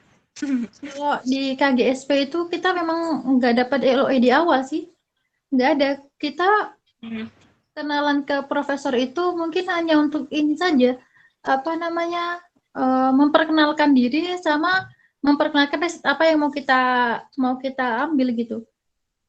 Setahu saya di KGSP itu tidak ada persyaratan juga untuk untuk melampirkan LOE dari profesor gitu. LOE. Cuman kalau misalkan kita punya profesor yang kita kenal, dan ternyata risetnya selinear dengan kita, itu sangat membantu sekali. Misalkan nih contohnya, saya sudah pernah kenal dengan profesor di Korea, beliau kenal juga saya, kemudian saya utarakan, Prof, saya mau penelitian tentang ini, ternyata beliau juga sangat mendukung, dia itu mempermudah ketika seleksi gitu, karena kita dapat privilege, karena kita dilihatnya lebih gitu daripada teman-teman yang lain. Itu sih, tapi setahu saya kalau di KGSP profesornya nggak mengeluarkan surat untuk apa ya, menyatakan bahwa kita diterima duluan tuh enggak sih gitu. Oke. Berarti di awal dulu nggak pakai ini LOE di awal gitu waktu persiapan dokumen ya? Enggak, tidak Belum perlu, ya? tidak perlu di awal. Oke. Terus untuk yang eh, selanjutnya itu dari Ulfatun Uyun. Ini pertanyaannya tempat terjemah ijazah, akta, dan transkrip dan dokumen lainnya yang di Jember dan terpercaya itu di mana ya? Dan maksudnya jurusan engineering itu dipertimbangkan gimana, Kak? Ini aku kurang paham yang kedua gimana. Oke. Jadi gini, kalau pertama di mana tempat penerjemah terjemah? Kalau pengalaman saya itu terjemahkan di UPT Bahasa UNED. Di UPT Bahasa UNED. Misalkan jauh-jauh hari karena agak lama. Kalau kalian mau cepat itu paling cepat 3 hari. Itu bayarnya 100.000 per lembar. Ini kan juga tahu itu bukan? Kemudian kalau mau agak lama seminggu gitu bisa bayar 75.000 per lembar. Jadi spare waktu sama spare biaya ya kalau di situ. Ini termasuk murah ya, Li ya? Ya, Karena ada beberapa yang 250, ada yang per lembarnya 250, ini ada yang 300 gitu. Kalau selain PPT Bahasa saya tidak tahu karena saya belum pernah searching. Dia saat cuma tahu gitu. Kemudian kalau maksudnya engineering itu dipertimbangkan gimana? Jadi gini, kayak tadi di kuota itu ada kuota yang jalur kedutaan sama jalur universitas. Nah, jalur universitas itu dibagi lagi menjadi 2 gitu. Untuk yang jurusan apa namanya? Semua jurusan sama untuk jurusan khusus untuk anak IPA, Science and Engineering gitu. Jadi kita bahkan punya kuota sendiri di situ, di luar dari kuota umum. Jadi kita punya lebih banyak kuota gitu untuk anak-anak teknik itu atau anak-anak sains itu masuk gitu. Kita punya porsi sendiri gitu di luar dari porsi yang kita punya dari awal. Jadi itu kenapa dipertimbangkan. Iya, gitu sih. Karena kalau dilihat dari negaranya ya, Korea itu memang lebih concern kepada penelitian yang berbau sains daripada sosial, daripada MBA, economic or something like that. Itu lebih fokus ke ini sih, ke natural science-nya. Gitu. That's why anak yang jurusan engineering atau jurusan IPA itu lebih diminati. Karena kita tuh dikasih porsi lebih untuk kuota gitu. Ini untuk yang natural science ya. Tapi untuk teman-teman yang jurusannya social science ya tidak apa-apa mendaftar ya. Apa-apa. Iya, ada kuota sendiri. Iya, ada kuota sendiri. Cuman kuota untuk engineering sama natural lebih science ini gitu. lebih preference ya. Oke. Ya, Oke. gitu. Ini bersangkutan sama pertanyaan selanjutnya ya dari Siti Uswatun Hasanah. Ini pertanyaannya, untuk mendaftar beasiswa ini apakah ada jurusan tertentu atau semua jurusan bisa mendaftar? Ya, silakan Lili. Oke, ini tergantung dari universitas kalian ya. Silahkan untuk teman-teman yang mau mendaftar beasiswa ini di searching dulu. Kalian mau ke univ mana? Kalau kalian mau daftar beasiswa KGSP, jalur universitas track, kalian hanya boleh mendaftar di satu universitas saja. Pastikan di universitas itu ada jurusan kalian. Kalau misalkan nggak ada, cari universitas lain. Kalau kalian mau lewat jalur kedutaan besar, kalian bisa milih 3 universitas gitu. Dan cari dan dilihat lagi 3 universitas itu apakah ada jurusan yang kalian minati atau tidak. Sebenarnya semua jurusan bisa, asalkan jurusan yang kalian mau itu ada di kampus yang kalian tuju, kayak gitu sih. Tidak ada batasan jurusan, cuman harus pastikan jurusan kalian ada di kampus yang kalian mau daftarkan, kayak gitu. Oke, berarti kita lebih menggali lebih dalam dan apakah di universitas tersebut itu ada jurusan yang kita minati gitu ya. Jangan sampai kita mendaftar tapi di universitas itu tidak ada jurusan yang sesuai atau yang linear dengan apa yang kita minati, kayak gitu. Ya, benar. Kemudian benar.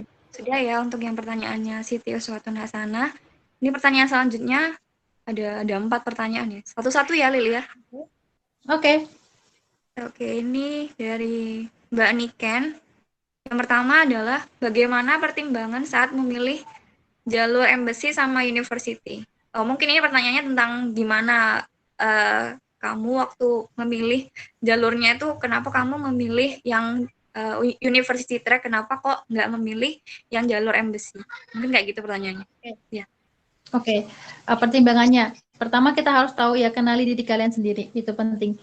Kalau saya sendiri, saya mengenali diri saya bahwa saya punya peluang lebih besar kalau saya ikut universitas track, karena saya sudah punya universitas yang dituju, ada jurusan saya di situ, saya kenal salah satu profesornya, dan profesornya juga siap menerima saya sebagai mahasiswanya. Jadi ibaratnya saya sudah punya tiket gitu untuk dapat itu kalau saya ikut jalur universitas track. Jadi kayak udah satu jalur gitu.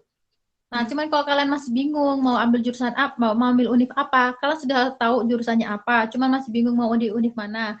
Jadi kalian masih masih milih-milih antara 3 universitas misalnya gitu. Kalian bisa ikut pakai yang embassy track. Yang embassy track kayak gitu. Jadi yang embassy 3 ya? Ya, embassy 3.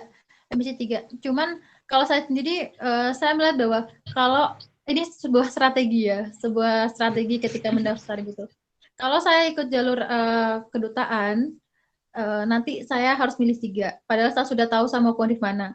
Itu menurut saya tidak membantu banyak gitu. Selain itu, nanti saya juga harus ikut seleksi nasional dulu. Kalau jalur universitas, nanti yang seleksi itu langsung dari universitasnya. Kalau yang kedutaan besar, lewat jalur kedutaan, nanti seleksi pertamanya adalah seleksi kedutaan, di mana kedutaan akan menyeleksi semua peserta dari seluruh Indonesia. Kita kalau sudah lolos dokumen, nanti akan diundang ke Jakarta untuk wawancara. Gitu. Saya merasa kalau saya pribadi kurang serak dengan ikut yang kedutaan, karena saya harus ke Jakarta, saya harus wawancara. Padahal saya sudah tahu saya mau ke kampus mana gitu. Jadi saya tidak ambil embassy track. Oke. Jadi kalau untuk tahapannya itu kan tadi ada wawancara ya. Jadi untuk tahapannya itu pertama mulai apply, kita kirim dokumen, kemudian apa aja setelahnya? Yang pertama itu pengumuman pembukaan pendaftaran kan. Setelah itu kita kirim berkas. Nah, setelah kirim berkas, pertama kalau untuk jalur kedutaan, kalau jalur kedutaan itu nanti mereka akan seleksi berkas, yang mereka akan pilih beberapa, kemudian mereka akan undang ke kedutaan untuk diwawancara. Setelah itu mereka akan seleksi lagi. Kalau sudah terpilih, terseleksi dari wawancara itu, baru dikirim ke Korea, dikirim ke NIED atau pemberi beasiswa. nanti NIED akan menseleksi. Kalau sudah lolos NIED, nanti terakhir seleksi universitas. Jadi dokumen-dokumen kita yang kita kirimkan ke kedutaan, kemudian kedutaan kirim ke NIED, NIED akan sebar ke universitas-universitas yang kita inginkan tadi, yang 3 itu. Nah, baru dari masing-masing universitas itu akan melakukan seleksinya masing-masing. Ada univ yang langsung ambil rekomendasi dari NIED.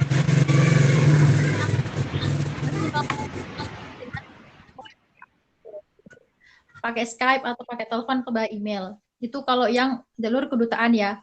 Kalau yang universitas track, kirim berkasnya ke Korea. Kita langsung kirim berkasnya ke universitas yang kita mau. Gitu. Setelah itu baru diseleksi kampus dulu, general. Jadi misalkan saya nih kan daftarnya ke Kyungpook. Saya kirim ke Kyungpook nanti menyeleksi dulu secara umum. Kalau misalkan ada 50 peserta 50 pendaftar, diseleksi berkas dulu. Nah, setelah itu kalau sudah seleksi berkas selesai, berkas kita akan dikirim ke masing-masing jurusan, masing-masing fakultas. Nah, di fakultas itu nanti akan disaring. Saringnya bagaimana? Saringnya tuh macam-macam, Ci. Ada yang by dokumen aja, ada yang juga mereka mau mengadakan seleksi wawancara. Kayak saya melalui seleksi wawancara dulu. Nah, kalau saya sudah lolos wawancara, nanti diumumkan untuk bisa lanjut lagi ke tahap berikutnya, yaitu adalah tahap seleksi dari NIED. Jadi kebalikan dari kedutaan. Kalau kedutaan dulu langsung NIED, kalau yang universitas dulu baru ke NIED gitu. Gitu sih. Setelah Kalau itu yang sama-sama seleksi NIED, terus baru nanti pengumuman seleksi second round. Oke. Kalau untuk wawancaranya berarti cuma 1 kali di universitas saja apa di NIED juga? Ya, kalau enggak, cuma 1 aja, cukup 1 aja di mana? Di universitas aja. Ya. Oke. Ya. Terus yang kedua dari Mbak Niken, apakah bisa sedikit mungkin research papernya kali ya, atau tentang program researchnya ini mungkin tentang program researchnya mungkin yang tentang di sana S2-nya kamu bisa diulang nggak? Kayak tadi hilang-hilang gitu. Ya gini, apakah bisa sedikit diberikan gambaran tentang program research? Mungkin researchnya di sana gimana, terus ya. Oke. Kalau program riset mungkin ini ya jalur yang khusus itu ya, yang khusus untuk riset aja. Itu untuk 6 bulan saja. Saya kira itu sama waktu saya kesini waktu exchange, jadi kita harus dapat LO. Kalau yang ini malah harus dapat LOA dulu, jadi kita menghubungi kampusnya dulu, kemudian setelah itu kampusnya akan memberikan kita invitation letter, baru kita bisa berangkat ke Korea untuk mendaftar. Kita sertakan invitation letternya itu di pendaftaran, kemudian kalau sudah lolos seleksi, baru kita bisa berangkat ke Korea dengan beasiswa full juga dari NIED kayak gitu. Waktunya hanya 6 bulan, di mana di situ programnya ya full research, full kerja di lab gitu. Secara umum seperti itu yang saya tahu. Saya tidak mengetahui secara rinci program risetnya seperti apa. Oke. Kemudian yang ketiga itu apa hal yang paling harus disiapkan saat mendaftar beasiswa? Apakah wajib untuk mendapat LOE terlebih dahulu? Ini mungkin tadi udah dijawab ya. Kalau LOE itu tidak harus atau opsional. Itu kalau di KGSP ya. Mungkin dijawab yang ini. Dijawab yang disiapkan, apa saja yang disiapkan saat mendaftar beasiswa. Tadi sudah sih ada ini. Yang pertama ya, yang paling pentingnya adalah dokumen. Pastikan dokumen yang dipersyaratkan bisa kalian penuhi. Pastikan dokumen yang dipersyaratkan siap untuk kalian kirimkan sebelum deadline. Itu sih, kelengkapan dokumen itu sangat penting sekali. Karena dari dokumen itu bisa dilihat kesiapan kalian dan keniatan kalian seperti apa untuk mendaftar beasiswa ini. Kemudian terlepas dari nilai, skor TOEFL dan lain-lain, yang paling penting juga adalah bagaimana kalian menyiapkan personal statement. Personal statement itu penting banget untuk istilahnya apa ya, menunjukkan kita tuh siapa dan apa sih yang kita punya sehingga kita tuh pantas menerima beasiswa itu gitu. Saya pernah baca mendengar seorang awardee mengatakan seperti ini. Sebenarnya untuk menulis personal statement itu mungkin 2 hari cukup. Ya, yang lama adalah mempersiapkan apa yang mau kita tulis di situ gitu. Misalkan kayak kita mau menulis bahwa satu orangnya pintar, satu orangnya aktif, satu orangnya cerdas, pekerja keras, sehingga saya pantas untuk menerima beasiswa ini. Buktinya apa gitu? Kita tidak hanya bisa ngomong, tapi kita juga harus buktikan. Saya adalah orang yang cerdas, dibuktikan dengan IPK saya tinggi. Misalkan IPK saya 4, atau saya orang yang aktif dalam kegiatan sosial. Saya pernah ikut banyak volunteering, sertakan sertifikatnya apa saja. Tapi kan juga saya adalah orang yang aktif di bidang research. Buktikan dengan riset apa saja yang sudah kalian hasilkan, conference mana saja yang sudah kalian ikuti gitu. Jadi berbicara juga harus disertakan dengan bukti. Itu yang menjadi susah sih gitu. Karena kita tidak bisa hanya asal omong saja bahwa saya begini dan saya pantas untuk menerima beasiswa, tuh enggak, harus ada bukti juga. Itu yang lama untuk ngumpulinnya. Bahkan kalau bisa ya, jauh-jauh sebelum kalian lulus, kalau misalkan semester awal, semester 2, 3, 4, 5, 6 itu udah mulai mengumpulkan prestasi-prestasi, mengumpulkan kegiatan-kegiatan yang kiranya itu menopang kalian untuk mendapatkan beasiswa setelah kuliah kayak gitu. Oke. Ini menjawab dari pertanyaan 3 tadi ya, apa hal yang harus disiapkan saat mendaftar beasiswa itu sudah kita kirimkan di grup chat, itu kita kirimkan PDF sama Word yang udah dikirimkan Lili tadi. Ya, itu ya, jadi bisa dilihat di sana. Untuk itu isinya yang dipresentasikan, jadi persyaratan, kemudian eligibility dan lain sebagainya. Jadi teman-teman bisa dilihat di sana ya. Kita ke next pertanyaan. Ini dari Kak Ulfatun Uyun. Untuk daftar perguruan tinggi Korea, tujuan GKS ini bisa dilihat di mana ya? Ada di Gatland. Gatland ada. Sudah saya kirimkan di situ. Saya nggak hafal unitnya, tapi mostly ada semua. Sekarang saya nggak hafal, silahkan dicek di Gatland. Ya, silakan teman-teman dicek ya. Udah kita kirimkan di grup WhatsApp. Oke, ke Kak Ramdan Firmansyah. Halo Kak Lili, izin bertanya, tips dan trik bikin study plan sama personal statement. Selain mengikuti poin di guideline itu bagaimana? Terus penting nggak sih lihat ranking dari universitas yang dituju jika kita mau ngambil S2? Oke, gini. Pertama, bagaimana membuat study plan sama personal statement ya. Yang saya selain memperhatikan poin-poin di situ. Yang pertama, bahasa yang kita gunakan tuh memang harus menarik. Kalau bisa dibilang menggunakan bahasa-bahasa yang ketika dibaca tuh membuat orang yang pembaca tuh penasaran dengan kita kayak gitu. Kemudian harus jujur ya, harus jelas dan jujur. Kita nggak bisa membuat-buat gitu. Jangan lebay gitu, istilahnya kalau misalkan nulis personal statement. Harus realistis dan bisa dibuktikan. Makanya saya tadi bilang kita tidak bisa secara langsung bilang bahwa saya adalah orang yang aktif, orang yang cerdas dan sebagainya tanpa ada buktinya. Itu harus disertakan juga bukti-buktinya gitu.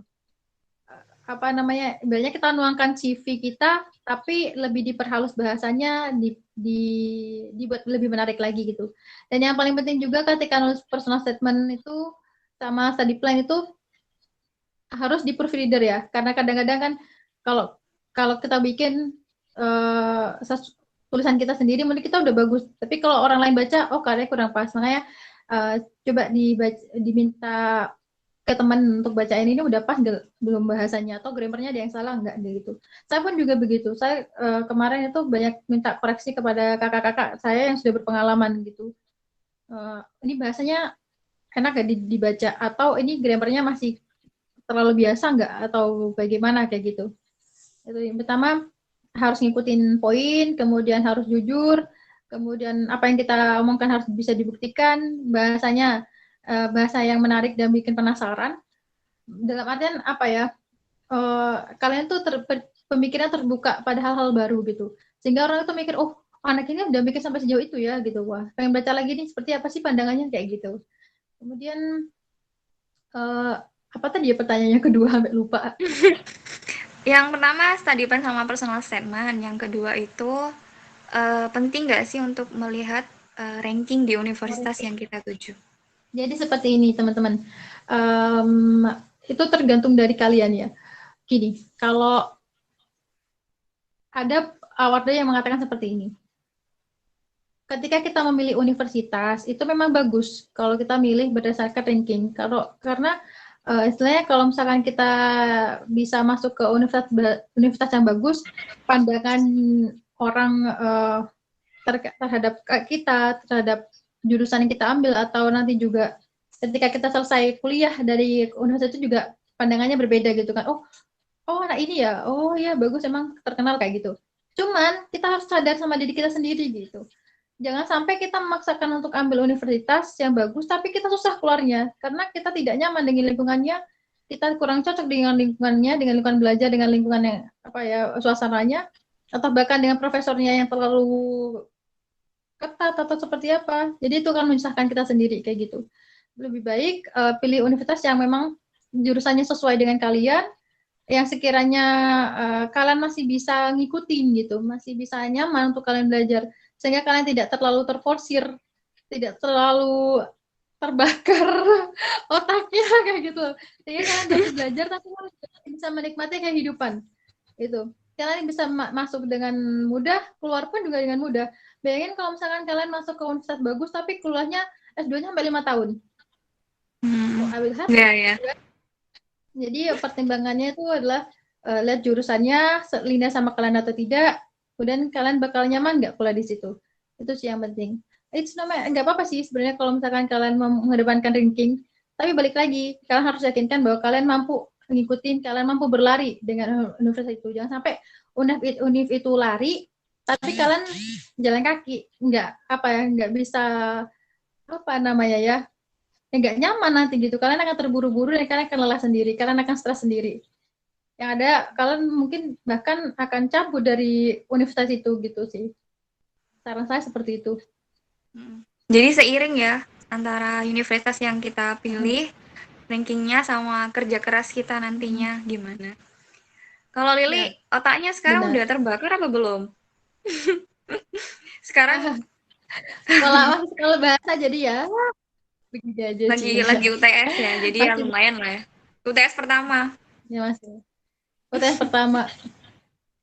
Ya. Oke, kita ke ranking udah. Ini dari Suci Hertanti. Mau tanya Kak, kalau cara menentukan universitas yang baik itu bagaimana ya? Kayaknya nyambung sama yang tadi itu juga ya. Iya, kayaknya udah nyambung ya, udah dijawab. Kemudian kita scroll ke bawah lagi. Ada banyak pertanyaan ya. Dari Surya Avalo, Kak, untuk cap legalisir notaris itu harus yang berbahasa Inggris atau boleh memakai bahasa Indonesia? Oke, kalau dokumennya yang dicap itu harus dalam bahasa Inggris. Tapi kalau capnya sendiri itu nggak apa-apa bahasa Indonesia. Cap saya kemarin dari notaris itu bahasa Indonesia dan itu nggak masalah. Kayak gitu. Tapi dokumennya yang dicap harus dalam bentuk dalam bentuk bahasa Inggris ya. Gitu ya, karena ini bersifat internasional jadi memakai bahasa Inggris ya teman-teman. Betul. Betul, oke. Untuk yang selanjutnya ini dari Kak Ulfatun. Kak tanya lagi, kalau untuk pengurusan visa saat ini di Jakarta kan lagi PSBB. Nah, apakah ada jasa atau agen pengurusan visa Korean Embassy di Jakarta? Oke, kalau kalian cek di Korean Embassy itu sebenarnya ada fasilitas untuk boleh mengajukan visa pakai agen, boleh pakai agen. Nah, cuman kalau kasus saya pribadi kemarin itu karena memang pandemi, jadi banyak agen yang tutup, sehingga kita terpaksa untuk datang sendiri ke Jakarta. Tapi kita pun juga nggak bisa langsung sendiri gitu. Kalau saya tuh kolektif. Jadi dari Jatim ada yang berangkat satu, kita biayai dari transportasi, dari akomodasi, sampai rapid test-nya juga. Kita biayain bareng-bareng. Pakai surat kuasa, dia yang ngurusin kayak gitu. Boleh pakai agensi, tapi harus ini sih, harus cari agensi mana yang buka. Kalau misalkan kita terpaksa harus ke Jakarta sendiri, tetap hati-hati gitu. Karena saya kemarin juga nggak bisa ke Jakarta sama sekali, baik apostal atau visa, saya tetap kolektif sama teman-teman. Dia biayanya kita tanggung bareng kayak gitu. Hmm. Jadi lebih enak ya kalau ada teman yang juga ikut daftar dan bisa saling bantu-membantu kayak gitu ya. Iya, iya. Oke. Kemudian ini ada beberapa pertanyaan lagi. Ya, Untuk pertanyaan selanjutnya itu kalau ini ya, kalau mungkin beasiswa-beasiswa lain tuh seperti LPDP gitu ya, Lia. Kalau LPDP itu kan kalau misal kita sudah studi di negara negara tersebut atau universitas tersebut, itu pihak LPDP tidak memperbolehkan kita untuk bekerja kan ya. Ada ya. beberapa beasiswa yang seperti itu. Kemudian kalau untuk KGSP ini kira-kira itu untuk kita sebagai mahasiswa yang kita pingin nyari kerja sambilan itu kira-kira apakah diperbolehkan oleh pihak KGSP atau bagaimana? Oke. Kalau kalau kerja sendiri sih di persyaratan itu nggak tercantum ya. Itu kalau mau kerja part-time gitu tergantung dari ini, dari profesor kalian mengizinkan atau tidak. Karena apa-apa kita harus ngomong ke profesor ya sebagai wali kita gitu. Kalau misalkan profesor kita tidak mengizinkan susah juga karena berkaitan juga dengan sekolah kita. Misalkan anak-anak yang di natural science yang hidupnya udah full banget di lab dari pagi sampai pagi lagi gitu. Sampai kayaknya nggak ada waktu untuk kerja sampingan gitu kan. Tapi kalau profesornya berbaik hati mengizinkan, mungkin kita bisa bicarakan baik-baik kapan kita mau bisa part time, kapan kita kembali ke lab kayak gitu. Saya kira tetap tetap bisa, tergantung dari profesor kalian mengizinkan atau tidak. Kalau pemberi beasiswa sendiri, selama ini tidak ada masalah ya untuk orang-orang yang part time itu. Oke, oke. Tapi kalau Tapi sekolah mungkin nggak bisa, nah part time ya, sama sekali. udah full di lab ya, sampai dari pagi sampai pagi lagi gitu ya, Lia, di lab Iya. mulu ya. Tidurnya di lab juga ya? Bahkan ada yang itu di lab juga. Iya, Iya, bahkan. kasurnya pindah ke lab. Tapi kalau Ini untuk kalau kita kuliah, hmm, hmm? ya, Gimana? iya, terusin. Karena kalau misalkan di lab itu kan kita ada target ya. Eh, apa namanya target publish paper, kemudian target yang lain-lain juga gitu. Jadi kalau misalkan nggak selesai tapi datanya udah deket, kita harus benar-benar ngebut gitu. Mau kita nginep pun juga sekalian harus nginep gitu. Kalau normalnya, sepengalaman saya dulu waktu exchange aja nih ya, saya exchange, tapi waktu itu exchange untuk research. Berangkat itu jam 9, pulang jam 11. Ya, jam 11 tuh baru keluar dari lab. Seperti itu. Ya, sangat habis waktunya di lab lah istilahnya. Kalau mungkin sampai pagi lagi, jam 1 udah pagi ya BTW itu kan. Ya jam 1 baru selesai gitu. Bahkan kalau akan capek mau balik ke dorm, ya udah tidur di lab. Kalau kalau memang di labnya tuh mumpuni untuk tidur ya bisa nginep sekalian mungkin gitu. Oke. Jadi hardworking banget ya untuk Ya, orang-orang yang di Korea gitu ya. Apalagi yang bekerja di ya, natural science. Tapi untuk wah sangat habis part-time-nya banget. ya mungkin bisa ini ya, Li, ya. Kalau misalkan profesornya itu profesor yang membimbing kita itu punya proyek gitu, mungkin kita bisa gitu ya. Kayak ikut proyeknya dan biasanya kan kita dibayar gitu dari mengikuti proyek tersebut. Itu ada kan ya? Oh ya, ada juga gitu. Oke. Kemudian itu tentang ini ya, Iya. bekerja. Kemudian yang selanjutnya itu untuk di Korea nih, selain KGSP atau yang sekarang disebut sebagai Global Korea Scholarship, itu kira-kira beasiswa apa aja yang bisa kita masuki atau bisa kita apply untuk bisa sekolah di Korea? Oke, jadi beasiswa di Korea tuh banyak banget. Teman-teman juga bisa searching di internet. Cuman sejauh ini yang saya tahu, selain beasiswa ke GSP, setiap univ itu punya beasiswa masing-masing. Jadi teman-teman bisa daftar di beasiswa universitas juga. Beasiswa selain di beasiswa univ, juga ada beasiswa profesor, di mana biasanya profesor itu ada proyek gitu kan. Nah, proyeknya itu cukup untuk membiayai timnya untuk kuliah juga kayak gitu. Jadi kita bisa ikut beasiswa profesor itu. Ada juga namanya beasiswa Jika, cuman saya kurang banyak membaca tentang beasiswa itu. Teman-teman bisa searching juga di internet. Mohon maaf, saya nggak bisa banyak ngasih rekomendasi beasiswa Korea. Setahu saya ya emang ada beasiswa dari univ, beasiswa dari profesor, sama beasiswa Jika itu juga. Beasiswa perusahaan juga mungkin ada. Ya, Ya, beasiswa semangat perusahaan. penting. Oke, ini ada pertanyaan lagi nih. Untuk culture, lingkungan, makanan, sama pertemanan, itu gimana ya? Cocokkah? Mungkin tentang culture shock kali ya? Iya, kalau saya pribadi, karena dulu waktu saya exchange itu kaget banget awalnya, karena memang susah cari makanan halal, kemudian juga teman-temannya, karena orang Korea tuh, sebenarnya orang Korea tuh nggak kayak di drama gitu loh. Orang-orang tuh cuek-cuek gitu, nggak jangan-jangan orang Korea tuh sweet, apa? Aduh. No. Oh, nggak kayak gitu ya? Nggak kayak gitu ternyata. Lebih cuek banget gitu loh. Tapi kalau mereka udah deket sama kita tuh bisa deket banget gitu. Tapi kalau awal-awal susah banget berteman gitu. Kalau makanan itu sih, makan susah cari makanan halal, sehingga kalau aku pribadi harus masak sendiri. Kemudian kalau pertemanan, pintar-pintarnya kita aja sih. Kita tuh, kalau saya dipesenin untuk berteman dengan siapa saja, tapi kita harus tahu batasan kita gitu. Kita harus punya prinsip gitu. Jadi kalau saya di sekarang aja nih, di beasiswa KGSP, saya kan belajarnya sama banyak orang dari luar negeri kan. Ada 40 orang dari 40 negara, 30 lebih negara lah. Yang satu negara ada yang lebih dari satu anak gitu kan. Itu aja, jangan kan culture shock sama orang Koreanya, sama mereka aja juga shock gitu kita. Yang tiap malam bisa pergi keluar clubbing gitu kan, kayak pagi-pagi masuk kelas udah kayak oh ini kayaknya gitu loh. Jadi paham gak sih? Ya pintar-pintar kita aja gitu. Kita berteman di kelas, kita partner di kelas. Tapi kalau udah di luar kelas, kalau misalkan tidak sesuai dengan prinsip kita ya jangan diikutin gitu.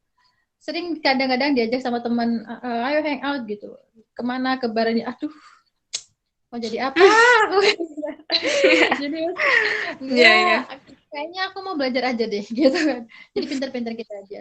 Kalau lingkungan, alhamdulillah di Korea tuh enak banget sih suasananya, suasana belajarnya, apalagi kayak saya tinggal di Suncheon, banyak wisata-wisata alam yang deket-deket gitu kan. Misalkan di belakang kampus ini ada danau. Kalau misalkan saya mau ngafal ya, kadang-kadang saya mau ngafal vocab itu saya ke sana gitu, dingin, terus deket juga.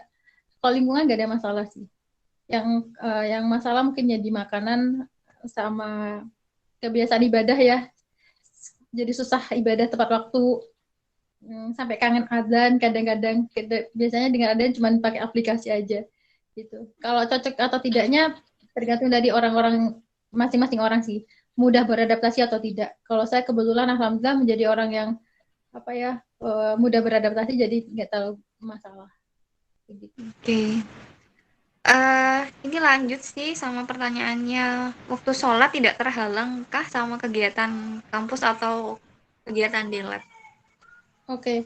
Kalau saya sekarang alhamdulillah nggak kehalang, karena kuliahnya itu nggak bentrok sama waktu sholat gitu.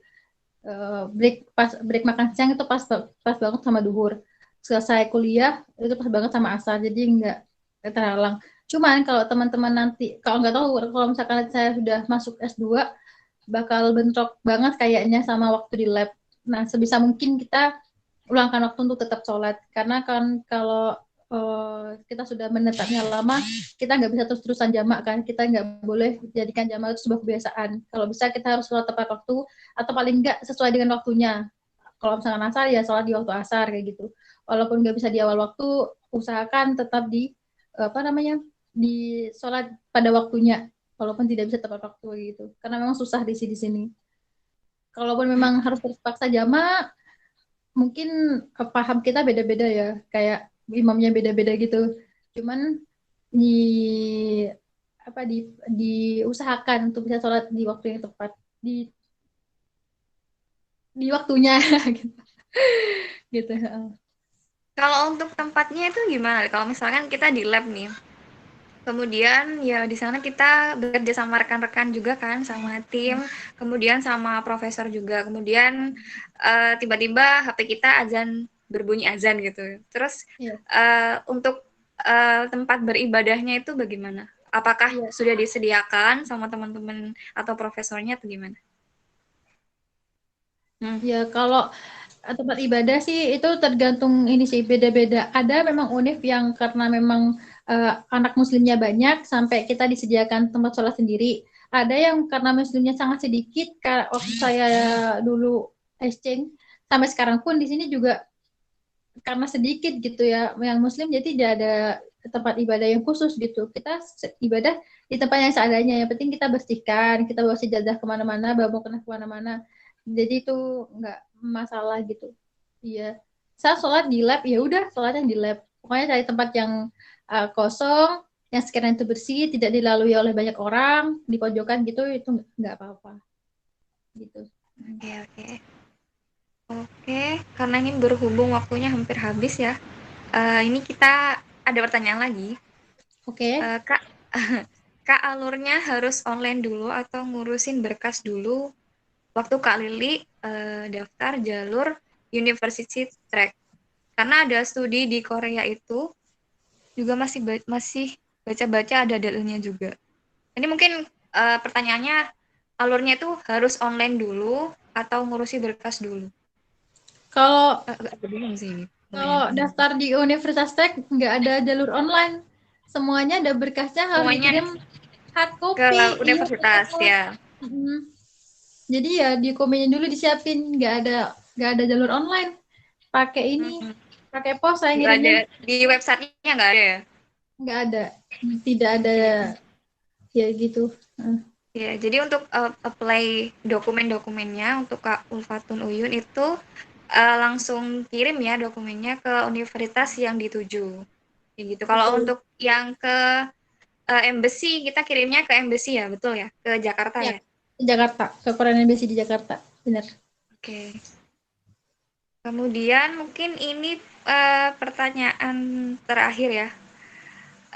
Kira-kira sekarang kuliah bahasa ya sekarang ya? Ya, 1 tahun untuk kuliah bahasa. Kemudian untuk selama kita di sana itu kira-kira kita bisa nggak sih mengikuti kayak organisasi kayak gitu-gitu? Bisa banget.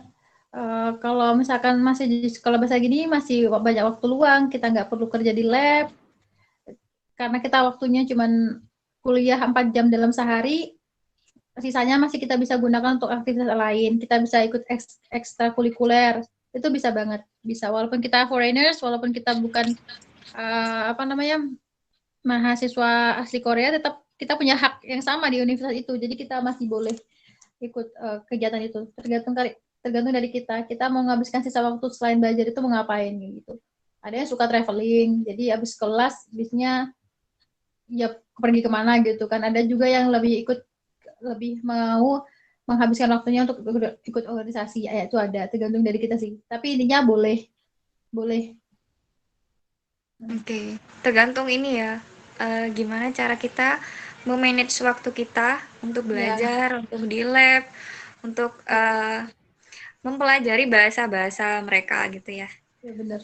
Kalau saya sekarang nih, yang saya sangat alami saat ini, ternyata teman-teman itu nggak hanya teman-teman anak Korea ya, teman-teman yang dari luar negeri juga belajar tuh gila gitu, kayak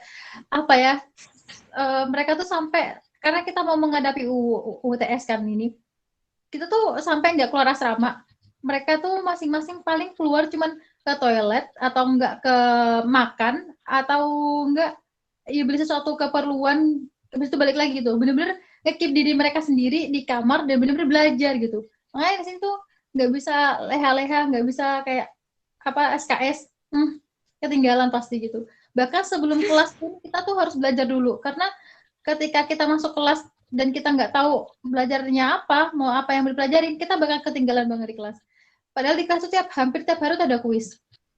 Tiba-tiba gurunya ngasih kertas, tiba-tiba gurunya dikte. Jadi kalau misalkan kita nggak siap, apa gitu kan? Ya harus belajar dulu. Minimal tahu apa yang kita mau kita pelajari, dibaca dulu gitu. Gitu. Jadi Ya, ya. teman-teman Jadi, tuh banyak bangun pagi belajar dulu, baru mereka ke kelas ya gitu. Sangat dirasakan sekali sih kalau misalkan saya nggak sempat belajar dulu sebelum ke kelas tuh bakalan kayak blank banget tuh. Aduh, apa ya? Apalagi kalau disuruh baca, aduh, apa sih gitu. Nggak paham. Saya prefer untuk pakai bahasa Korea full. Itu rasanya kayak mau meledak di kepala. jadi emang benar-benar harus well prepare gitu ya sebelum masuk kelas, biar nanti nggak ketinggalan sama teman-teman yang lain dan teachernya. Iya, betul-betul. Oke, ini ada lagi pertanyaan. Untuk biaya kirim dokumennya ke Korea itu berapa ya, Kak, kira-kira? Oke, kalau saya dulu itu saya pakai pos 360.000. 360.000 sekitar itu, di atas 300.000. Ya, 360.000. Tergantung dari berat juga sih, karena kebetulan punya saya itu hampir 1 kilo. Ya, jadi segitu. Kalau misalkan kurang dari itu mungkin bisa lebih murah atau bahkan lebih dari itu, karena kalau mau sertakan banyak sertifikat sampai lebih berat itu mungkin juga bisa bayarnya lebih kayak gitu. Dan biasanya rata-rata sampai itu 1 minggu.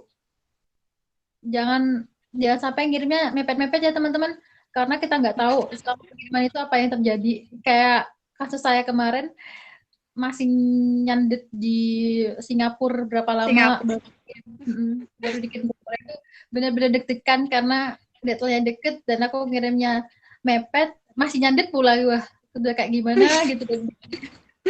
Tapi nyampainya berapa lama, Li? Kenapa? Nyampainya 1 minggu. Nyampainya berapa lama? 5 hari. Oh, 5 hari.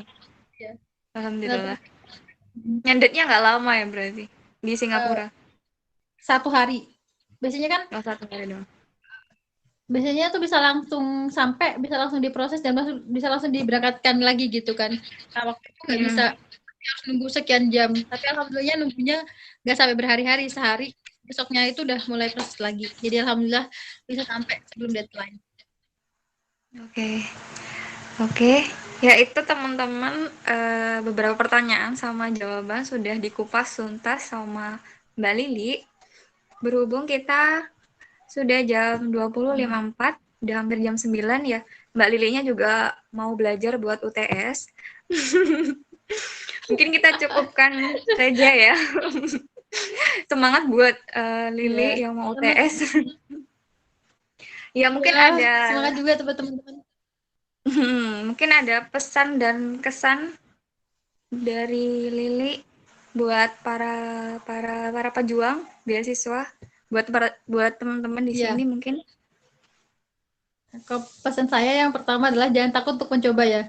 Karena sesuatu yang awalnya kita pikir sangat menakutkan itu, kalau misalkan kita jalani ternyata tidak semenakutkan itu gitu. Misalkan saya dulu pernah berpikir sebegitu ribetnya ya mau apostille, ternyata ketika kita sudah jalani nggak seribet itu, ternyata nggak semenakutkan itu gitu. Jadi jangan pernah takut untuk mencoba, coba dulu. Jangan pernah bilang nggak bisa kalau belum mencoba, dicoba dulu deh pokoknya kayak gitu. Selama itu bermanfaat untuk kalian, selama itu bernilai positif, selama itu juga bisa bermanfaat untuk orang lain, lakukan aja, dicoba aja. Terus karena waktunya memang mepet, teman-teman kalau misalkan ada pertanyaan yang belum terjawab atau pertanyaan yang kurang puas untuk saya jawab, bisa lanjut di luar forum ya. Kalau misalkan nanti ada waktu luang, saya insya Allah selalu jawab pertanyaan teman-teman. Silakan DM di Instagram saya, karena kayaknya jarang buka WA, jadi di Instagram aja, di Lili KRSN, Lili KRSN, Lili KRSan. Ingat aja nama Lili Instagramnya itu. Oke. Ya, bagi teman-teman yang masih butuh bimbingan oleh Mbak Lili, mungkin tentang study plan atau statement of purpose, kalau misalkan Mbak Lilinya ada waktu, bakal dibalas ya.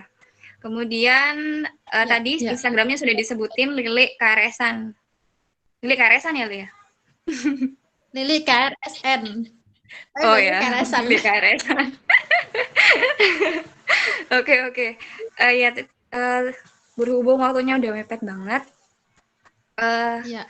mungkin saya tutup aja ya. Terima kasih buat Mbak Lili udah meluangkan waktunya untuk berbicara di Disko 6 tentang GKS atau Global Korean Scholarship. Dan terima kasih juga buat teman-teman sudah menyempatkan hadir pada malam hari ini. Ditunggu acara kita di Disko 7 ya. Insya Allah tentang seminar beasiswa Erasmus yang bakal tahun ini ya, akhir tahun itu akan buka. Jadi ditunggu informasinya. Kemudian untuk teman-teman jangan left grup ya, nanti kita akan mengirimkan link sertifikatnya di grup WhatsApp. Oke. Terima kasih ya buat Lili udah menyempatkan waktunya. Semangat buat UTS-nya ya. Iya. Iya. Teman-teman, saya juga mohon maaf kalau misalkan ada salah-salah kata, ada yang kurang berkenan. Mohon maaf atas kekurangan sana sini ya. Mohon dimaklumi. Jadi mohon maaf dan terima kasih sudah mau bergabung dalam sesi sharing kali ini. Sukses terus untuk teman-teman semua, untuk Gen Jember juga sukses terus. Amin. Semoga bisa bertemu di lain kesempatan di kondisi yang lebih baik lagi. Amin amin ya rabbal alamin. Amin. Gitu. Sekian Ya, dari saya. Oke, terima kasih ya Mbak Lili. Oke, saya tutup aja ya teman-teman. Terima kasih sudah datang dan maaf jika saya ada salah kata selama menjadi moderator pada diskusi online malam ini. Akhir kata, wassalamualaikum warahmatullahi wabarakatuh. Terima kasih. Waalaikumsalam warahmatullahi wabarakatuh.